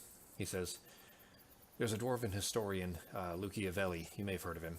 I've never been much of a reader, mind you, but when I heard about these things, man, I was so excited. The first real book I've ever read. The Technomancer's Golems, it was called. They all do different things, and most of them are so old and broken down that they don't really function no more, but this one, it cost me a right fortune."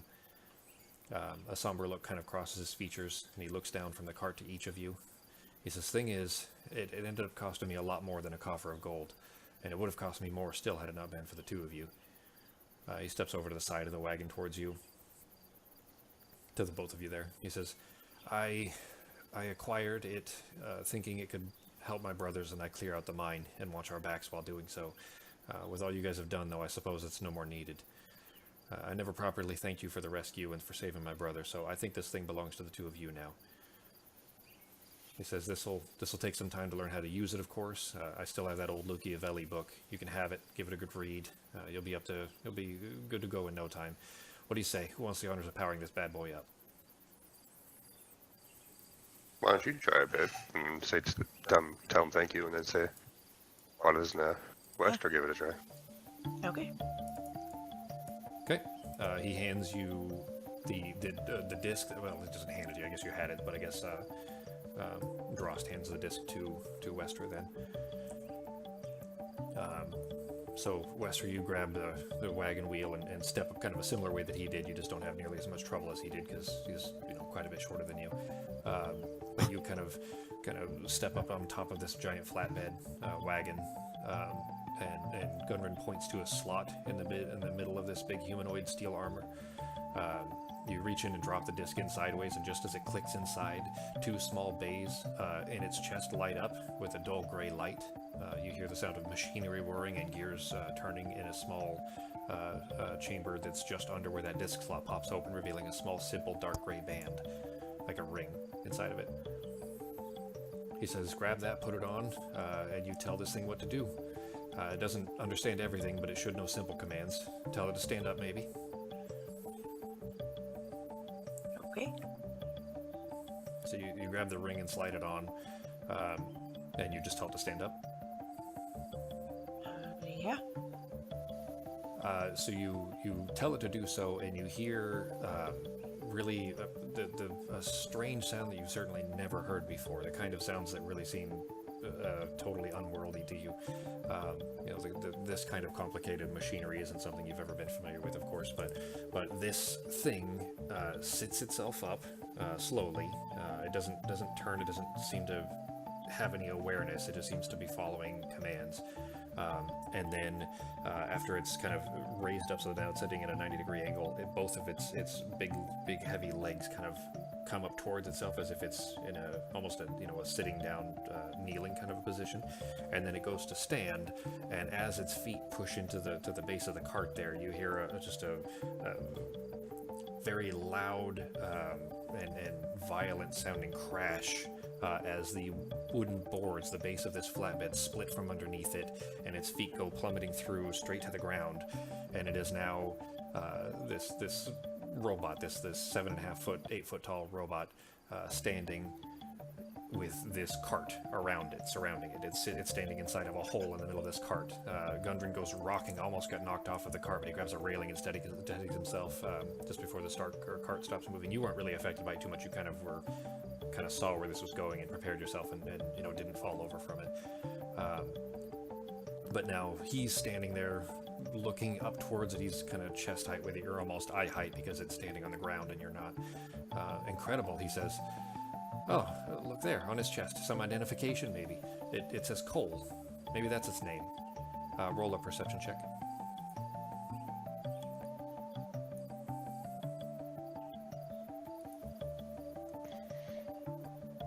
I'm guessing just her. Yeah, just Westra. Yeah.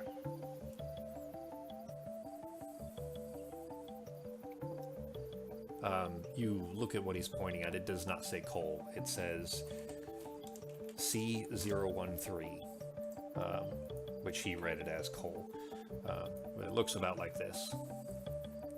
He says most people don't really know about these things, so it'd be a good idea for you to come up with some explanation, some reason for strangers. Tell them it's a suit of armor from a foreign land, and maybe that Cole here is a silent type. Maybe it's just made a vow of silence or something. He's just a guy wearing armor. I don't know. You guys come up with something. What are you guys doing? Oh shit. Alright, I guess obviously tell him to come with us and then heading back to Egermoth, or did we need to do anything else first? You guys are just outside of Egermoth. Okay. So I guess just head back in. So Westra, are you telling him to follow? Yeah. Go see what Radar thinks of the new friend. Okay, you guys go making your way back there, and despite its size, let's call it about 7 feet tall, really. Despite its size and intimidating look to it, It doesn't really seem to be making all that much noise. Like you'd almost expect it to be kind of making these booming sounds behind you, but it doesn't seem to have a mechanical sound. It doesn't. It seems to sound like, if anything, just regular steel, the kind of sounds that heavy armor would make. Certainly looks very strange though, and that picture isn't exact. It's just the closest I could find at the moment. But similar enough to that you could refer to it that way if you needed to. But you make your way back to the keep though, drawing nearly every eye. All the workers that are out there are kind of stopping and staring at what this thing is that's just following you. They've met all of you, of course, so they're familiar with you guys, but this thing that's just following you back in. So you make your way back into the keep. What are you doing? Go firing right off. What are you thinking? I guess. Go firing right off. Okay. Show them the new robot. Okay. Well, they wouldn't call it robot, but the new. The robot is fine. I just meant that that in game they wouldn't, because they wouldn't necessarily know the word. But yeah, it doesn't hurt anything for the word to be used colloquially. But you make your way in though. The Cole has. We're just going to call him Cole for simple terms. You can make up your own name for him if you want. But its head, it doesn't touch the ceiling or anything, but the doors are a little bit close, so it almost like it doesn't know to do these things on its own. It doesn't have any kind of personality. It doesn't remember or anything else. It's just whoever's wearing the ring, and you've kind of, we'll just hand wave that you guys kind of played with it a little bit outside. Whoever's wearing the ring, you give it simple vocal commands, it'll follow it.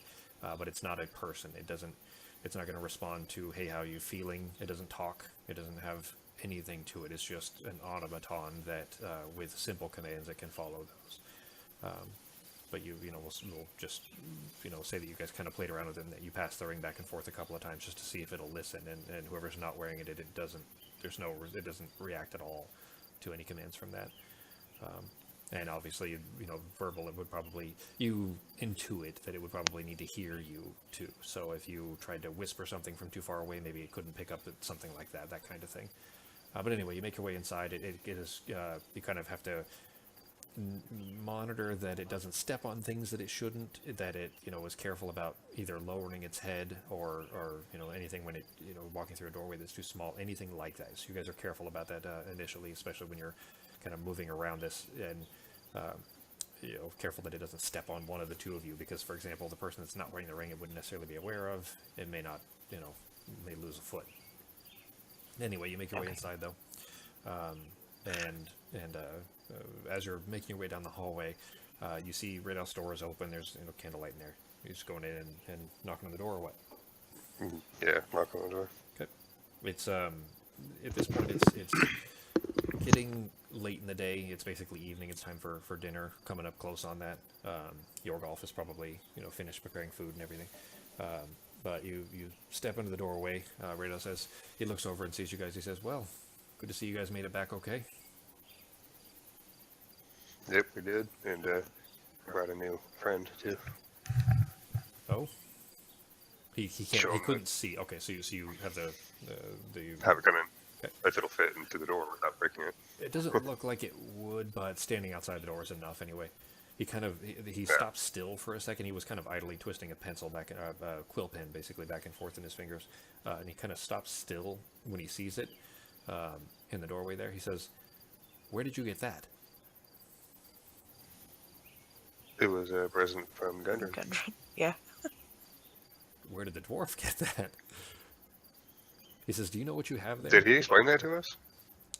He told you. So remember, he's a smuggler. That's how you guys met him and everything. He's a smuggler. Okay. And he told you that he spent a shit ton of money to get it smuggled in and bought it basically from somebody. He probably bought it from a black market somewhere. Yeah, I'll just tell him that Gundren didn't explain much on how we acquired it. Well, I mean, what you have there is a rare thing indeed. Not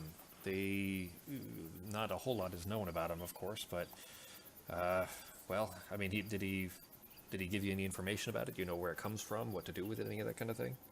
He gave us a book. Ring controls it. Yeah. Tell it what to do. Had a chance to read it yet? He says, "Yeah, that's about what I've heard from these things about how they're supposed to. Usually, they have some kind of a control rod or something, and whoever's controlling it is the only one it'll listen to.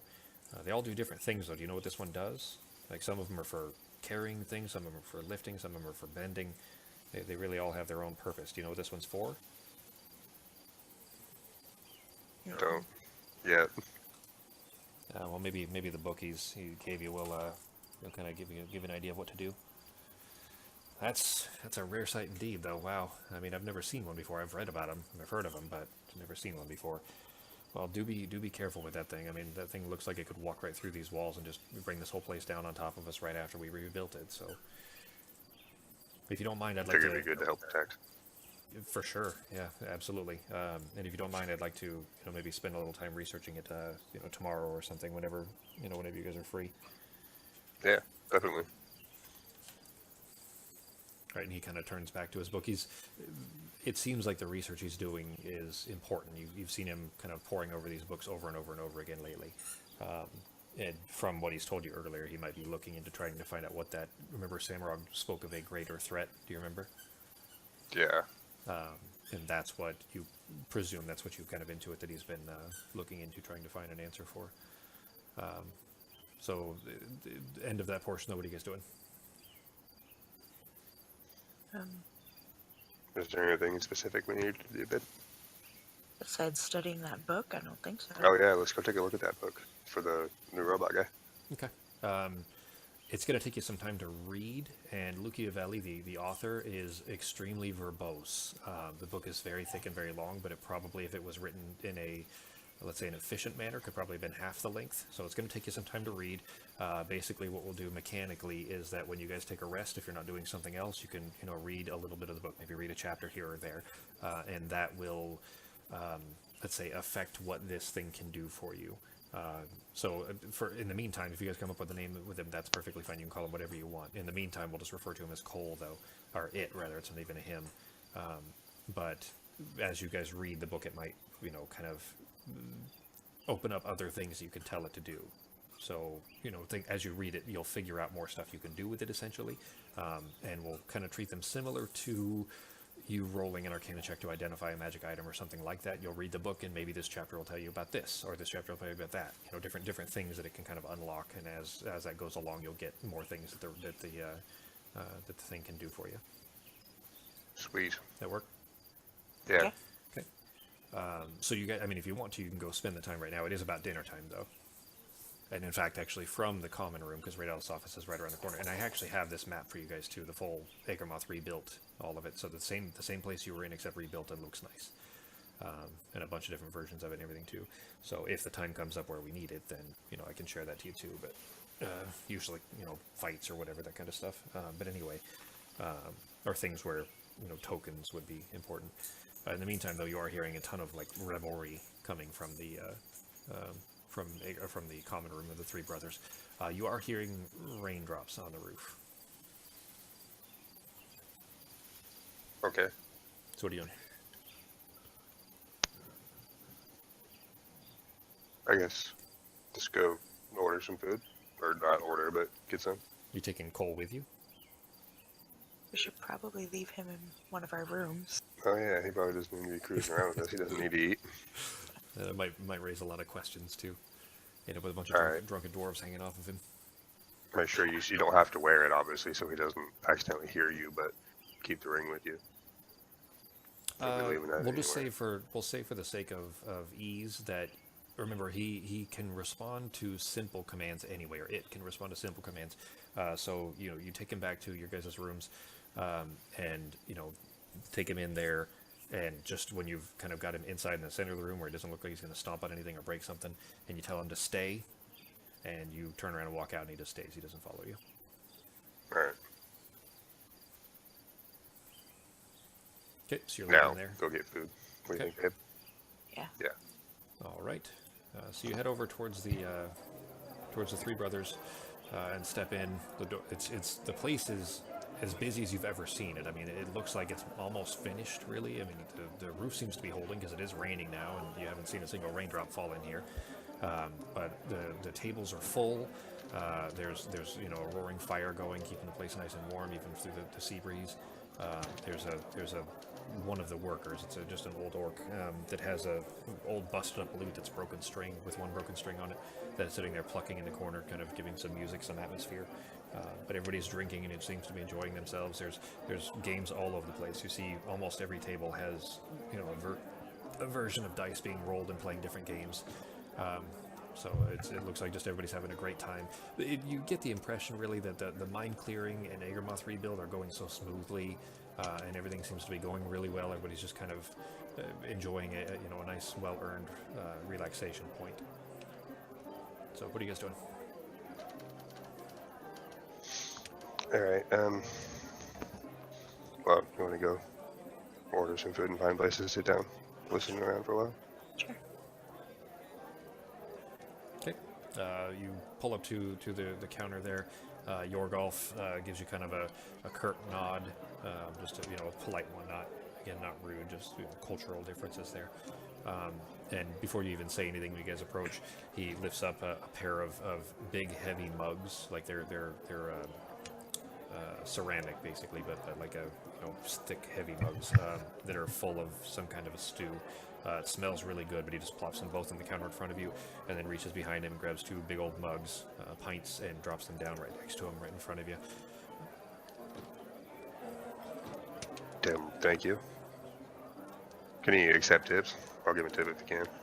He waves you If it away. even He matters. says, don't even. Yeah, thanks though. I appreciate it. All right, thank you. Let me know if you guys need anything. Cool, take it and go find a place to sit. Yeah. Okay. It takes you a minute actually because the place is so full, but actually there's a pair of human workers that have just finished up, a man and a woman that just finished up. It looks like they're taking their mugs, similar fare for what you got, their mugs and their ceramic bowls up to the counter, but leaving a space open. So you guys head over there and sit down.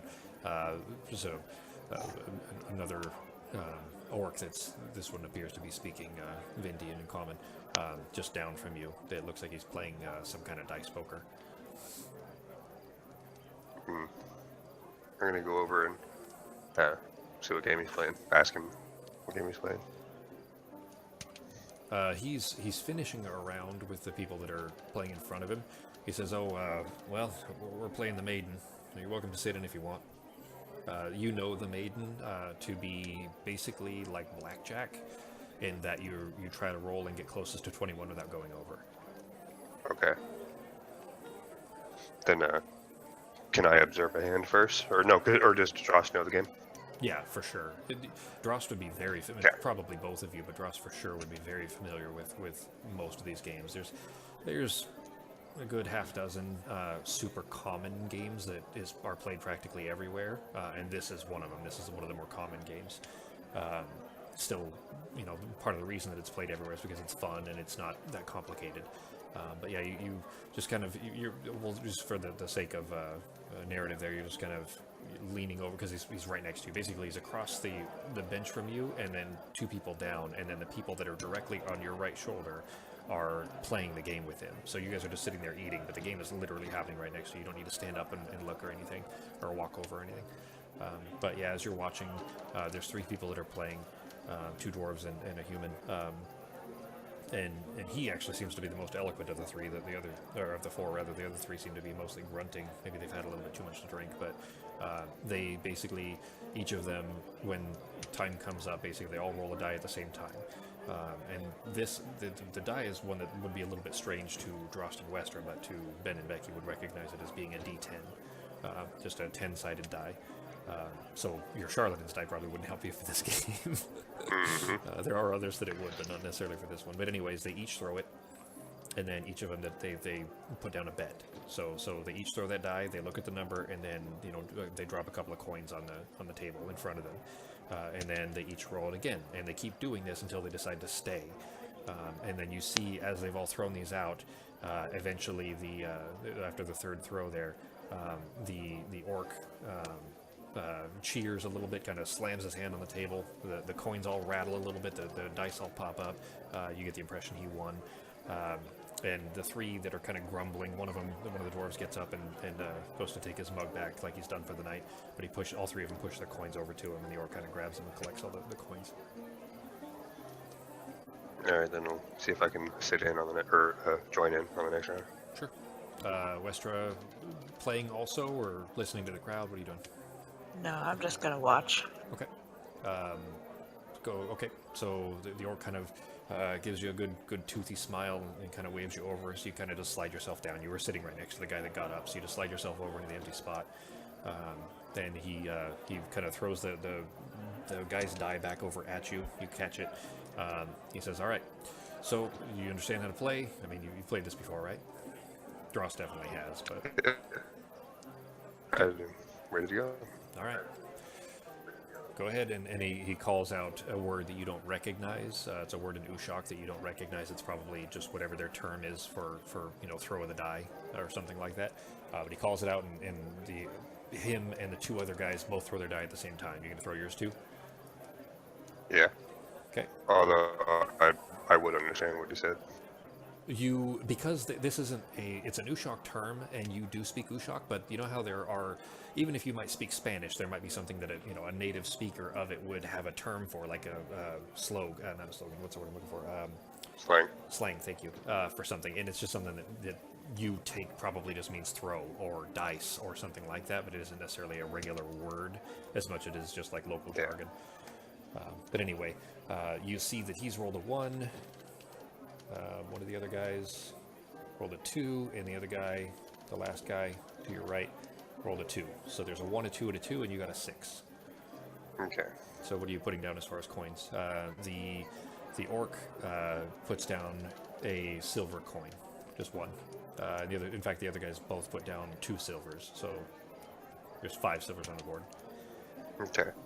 And is it like anteing up and everybody has to match?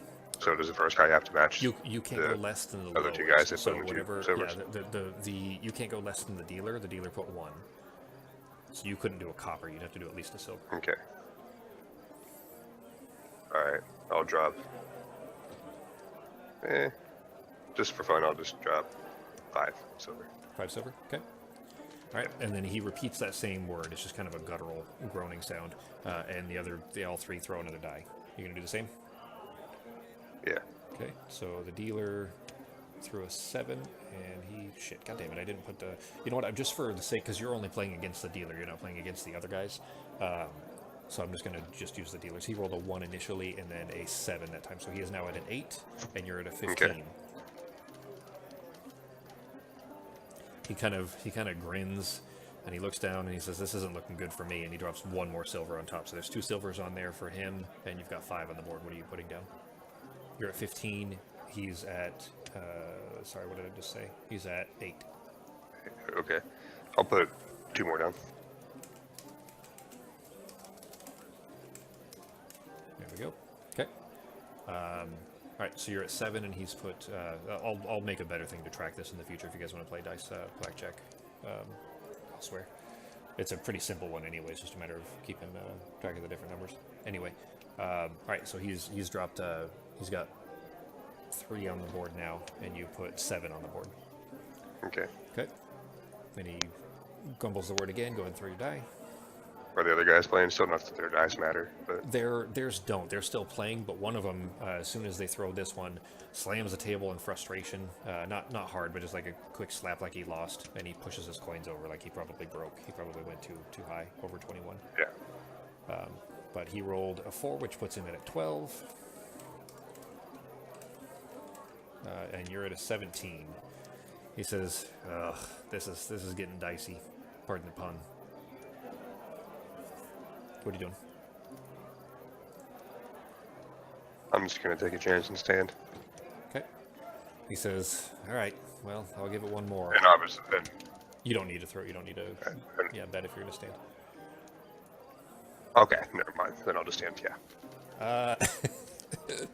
And a big grin flashes over his face, big toothy grin, a couple of lower tusks that are kind of sticking out over it, and he kind of cheers, throws his arms up in the air, and he collects your coins. He got a 19. You stayed at a 17. Mm-hmm. Oh, I was shit, you wondering can't- if you were sorry, going to get a okay. decent roll, I but I forgot- figured I'd go over if I did. So. I forgot you couldn't see my rolls, but yeah, the last one was a 7 there, so he ended at a 19. You were at a 17. Mm-hmm. I was thinking you could see the rolls, so as I rolled them. But he collects your coins. He says, "Well, good game, good game." Come on, honey. Join in. Let's play one more. What do you think? With you two. Oh, alright, fine. I'm How not about gonna one lose all more my game, money. sir? One more. One more. And my friend wants to join in. Sounds good. All right, and actually, one of the other guys that has lost has already kind of picked up his things. It probably was friends with the other guy that walked away already. But he's taking his stuff over anyway, so there's just one other guy playing with you guys now. Okay. You did notice you're hearing some talk at the table behind you, because you're basically sitting at two very long tables that are side by side. And the table right behind you, there's some people talking. You're kind of overhearing part of it. Just bits and pieces, and this isn't anything you necessarily need to follow up on, but you're hearing bits and pieces. Some people talking about a peasant army in the Dead South. The Dead South is a disparaging term for Vabi, the domain of Vabi, which is you both, especially after having met Cost. Remember the Necromancer Cost? Mm-hmm. The Dead South is a term for where they come from, and using undeads there is normal. Oh, another thing you may have noticed actually. So in my world specifically, undeads are not necessarily evil. In fact, you've met plenty. You met a handful anyway, and they weren't aggressive or evil or mindless necessarily. Some are, some aren't. But they're not, mindlessly seeking brains or anything. They don't need to eat, so there's no reason for them to seek brains. Does that make sense? Mm-hmm. So they're often used in Vavi as tools, essentially, as almost as coal is, essentially a mindless automaton. They're like slaves that you don't have to worry about. Kind of, yeah. In that because there's no mind there, there's not really anything wrong with doing that, except for the stigma of it being a family member or things like that. Mm-hmm. So anyways, but you hear people talking about a peasant army that's on the border of Aukus in Vabi in the Dead South, and that peasant army seems to be amassing at the border there, and the people, somebody else says, well, Mist better do something about it before they start taking villages and villagers. That peasant army is hungry. And they're just kind of chattering back and forth. This isn't anything big to you, but you notice that some of the workers do come from Vabi. So maybe there's just something, local to them that's a problem. But anyway, the dealer says, all right, well, let's go. And he kind of, hands you kind of boards cleared, basically. Each of you have your die. He says, all right. And then he grumbles that word, that means dice, the word that means throw your die. He throws his and he gets a 7. Yeah, buddy. Nice, Pip. He says, well, you guys are going to be some tough competition, it seems. And he he says, you know what, you were betting generously last time and I took it from you, so I'll throw that back for you. And he puts your 5, the same 5 coins that he took from you, the first 5 silver, and he stacks them up in front of him. Okay. And I'll take 1 gold and set it down. Tell him that if he wins, he'll have some nice payday. So. Big spender. Right, I'm just gonna stick with 5 silver. Okay.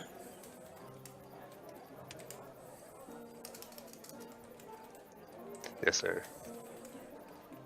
All right, there's your bets, and then everybody kind of stacks the coins up. He grumbles the word, kind of bangs his fist lightly, not enough to jangle the coins, but and he throws his die, and he rolls a 6.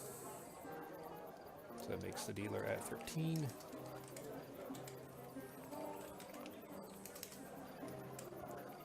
Damn. Drost is a 6 for a total of 16. And Westra a 2 for a total of 11. He says, let's see, and he has to bet first, because basically you can't bet below whatever the dealer bets. You're gonna bust. And he points at you. He points at Drost. It says you're gonna bust. But Westra, though, this is looking risky for me. I think she's got a mean streak in her. I think she could win. And he drops 5 more silver on there. Yeah, don't doubt it. What are you putting down?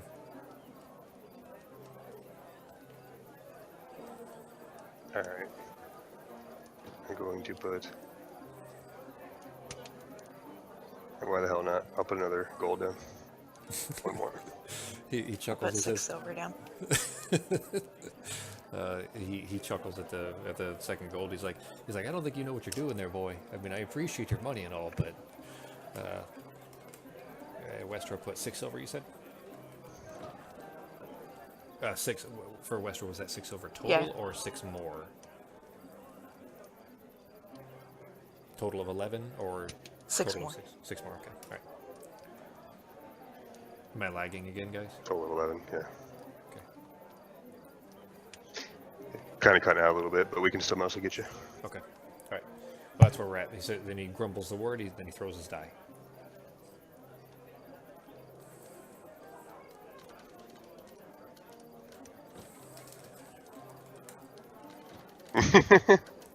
He cheers again, bangs the table, and I probably should find some way to turn the dice rolls on, which I'm sure I can, but in the settings so that you can see them too. He rolled an 8. 8 plus 13 is 21. Okay. He got a flat 21. He grumbles the Ushog word for blackjack, and Drost is at 17, Westra at 12. Now it's not over. It just means that you have to match a 21 to make a push. So, he kind of sits there just grinning and just waiting for you guys to try your rolling your die to get your money back. Okay. He says, I feel richer already. That's your 2 gold. Damn it. Yeah, you bust and... Oh, shit, Western did it. Good job, buddy. Nice. He says, see, I knew it. I saw it in her eyes, and I saw that mean streak. I knew she was going to take it.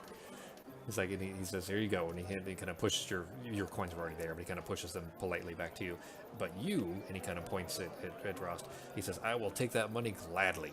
He kind of reaches over and grabs your 2 gold.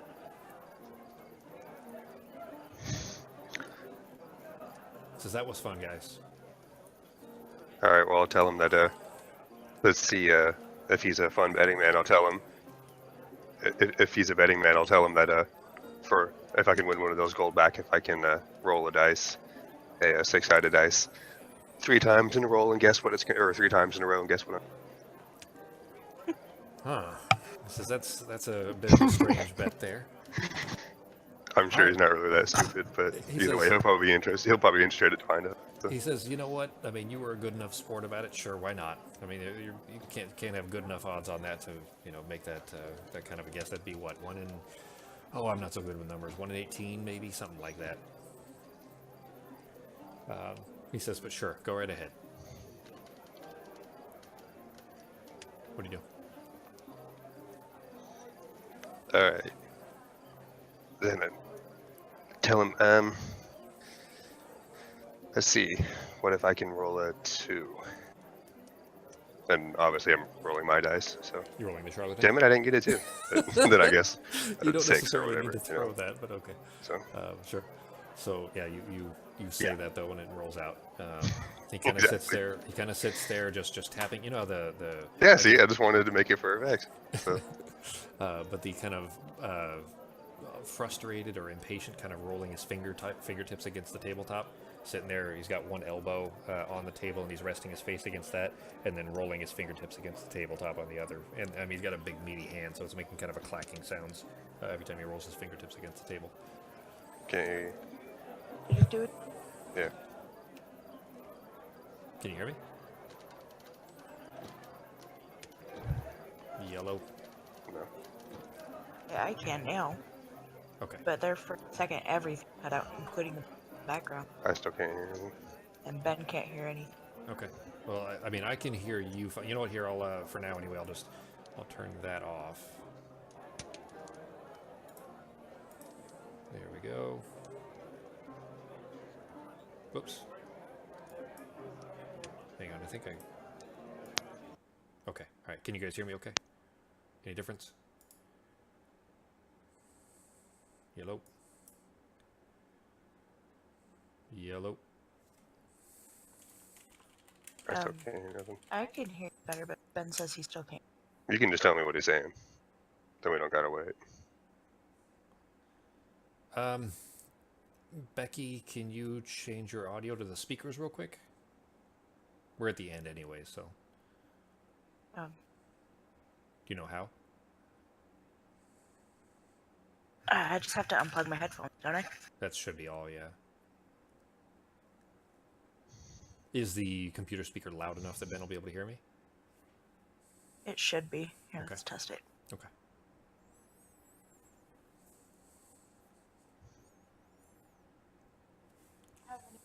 There's no input. You can just tell me what he's saying. Well, the next part that wouldn't work for, so. Oh, shit.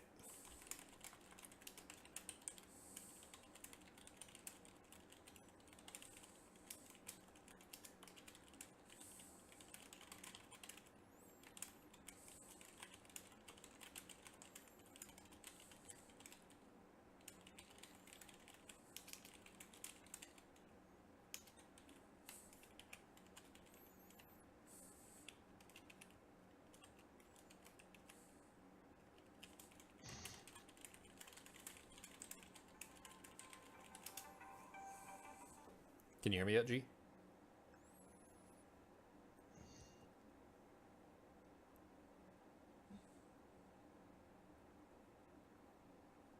Okay. Nope. Still can't hear me?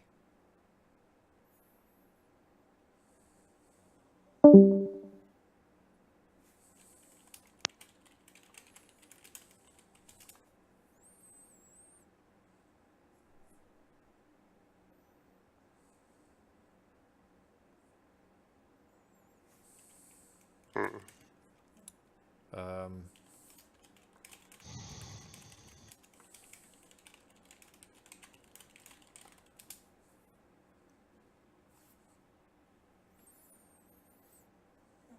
Esther, stop it.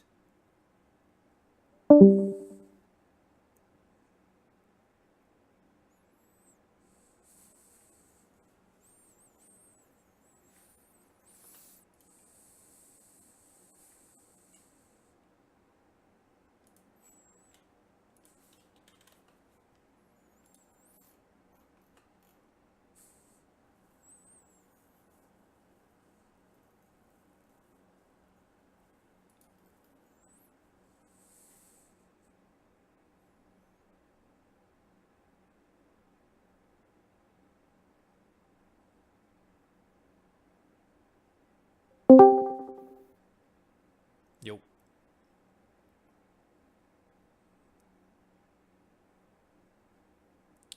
Have not heard you yet and haven't seen you light up actually. So check your Discord settings. If the Discord settings were good, then I should see you light up, and not just necessarily network connection, but settings wise. And I haven't seen it yet.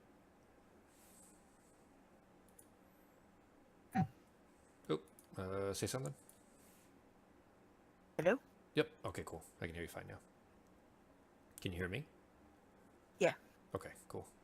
Ben still can't hear anything. Well, he hasn't reconnected yet. He's still not back in Discord.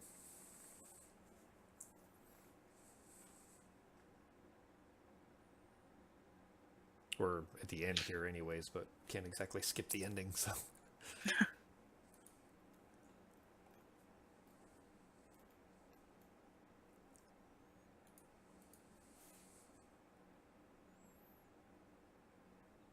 Is Discord having trouble loading for him or something?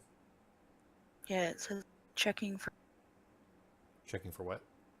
updates, and then it says failed update, and then it goes back to checking.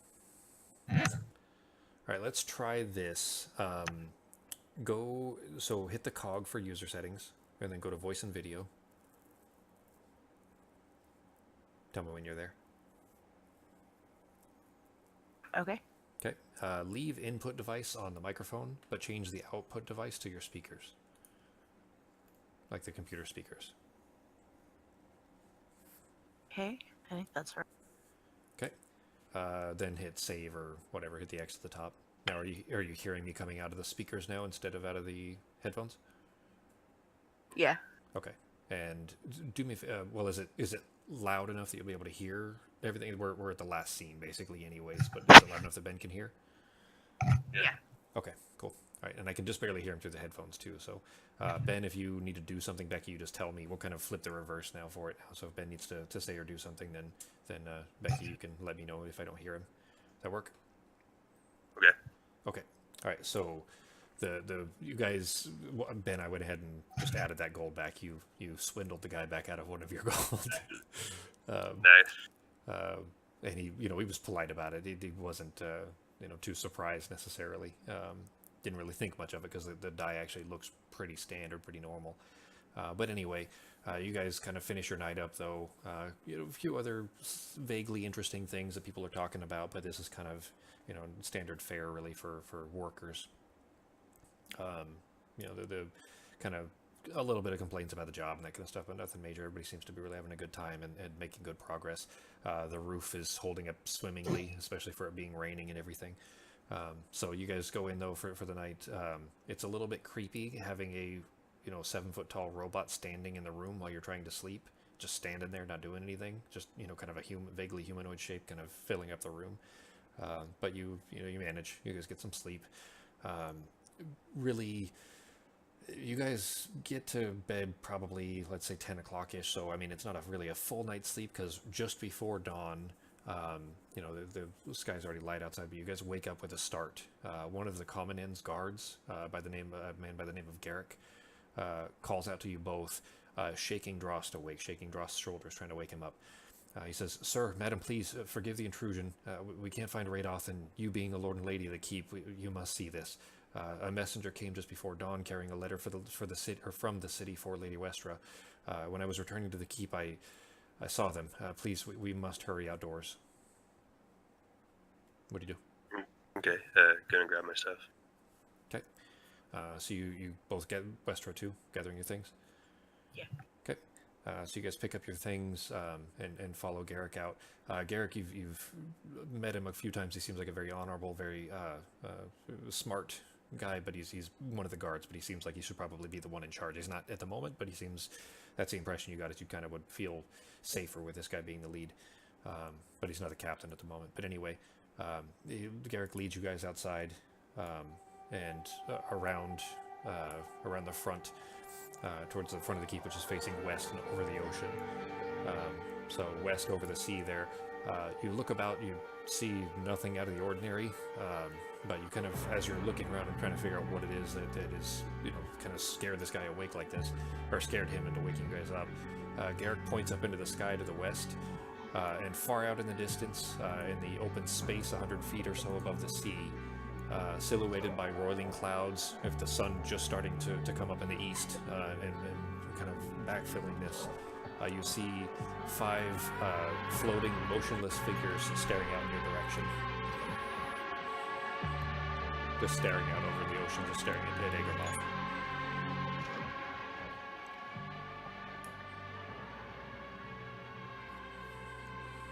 Still hasn't loaded for you. That's where we'll end the tonight's session, though. I shared an image for you. If it pops up, let me know. Yeah, there it is. Yeah. Yes, sir. So that's what you guys woke up to. And we will end the session there, and that is the end of Lost Mine of Phandelver for us. I would like to do at least a small kind of a recap there, if you guys can suffer through it for a second, at least through, having to use the headset there, mostly to see if you guys had any questions or anything like that about it, because that was basically the, that's, let's say, my end to the campaign. Not campaign, rather, but to this arc of the campaign, So the whole thing, you guys started off mist to Cragmaw Cave, rather, where you've found Sildor, had been kidnapped and everything. Then Phandalin, and then dealing with Glassstaff, and then Thunder Tree, where you met Ariadoth. Then the kind of errands where you met Clo and the Necromancer Cost, and that orc named Golden Rock Bear. Then Agermoth, and Denrith Hold, all of Wave Echo, and then through all of this. So what do you guys think? Do you have any feedback or questions or anything for this arc? No, not for that part, but I don't got time now, but when we have a little bit of extra time at the end of the next sessions, I want to know the difference, personalized and You're cutting out some. I heard the first part of that, which is fine actually, because it's already 8 o'clock anyway. So let's do this. We will maybe plan for a small section of the begin before we actually start the next balance session. We'll probably take 10 or 15 minutes and go over Lost Might have Fandover if you guys want for any questions or whatever you might have. Yeah, cool. That work? All right, guys. Did you have fun? Yeah, definitely. All right. Let's see. What is next week? The 8th. That would be the 14th. I should have time, I think, to probably have the next couple of sessions. Basically, I've already got the first part of the next session, but I'd like to have 2 sessions worth built, and then I'll just keep adding that every week. We'll probably on the 14th, then, if assuming that works for you guys, just next Sunday, just normal schedule next week, fine. Yeah, should be fine. Okay. Then we will resume balance on the 14th, and we'll probably do balance for a couple or 3 sessions just to kind of catch things up before we go back to one and then the other. Alternating, what do you guys, have you been okay with alternating, really? Because it seems like, at least lately, with doing a bunch of Rose and Thorn kind of back to back, I think things might have gone smoother. What are your guys' thoughts on that? Well, I like doing both. I just once we recap and stuff, so I remember what it is done. Are you guys having trouble confusing things happening in one campaign with the other at all? I don't really think so. Again, once I get started and I remember what's going on. Yeah. And Becky, you feel the same way? You guys are following the story okay? Yeah. Okay. All right, then. Well, as long as it works for you guys, then it works easier for me. But the narrative of both of these is very important, and if there were details getting mixed up or lost, then then I'd be concerned about that. But as long as you guys are following the story fine, then I'm really not concerned about it. And like I said, it's easier for me that way. So cool. All right, then, guys. I guess we'll look forward next weekend. Cool. All right. Talk to you guys later. All right, bye, dude. Bye.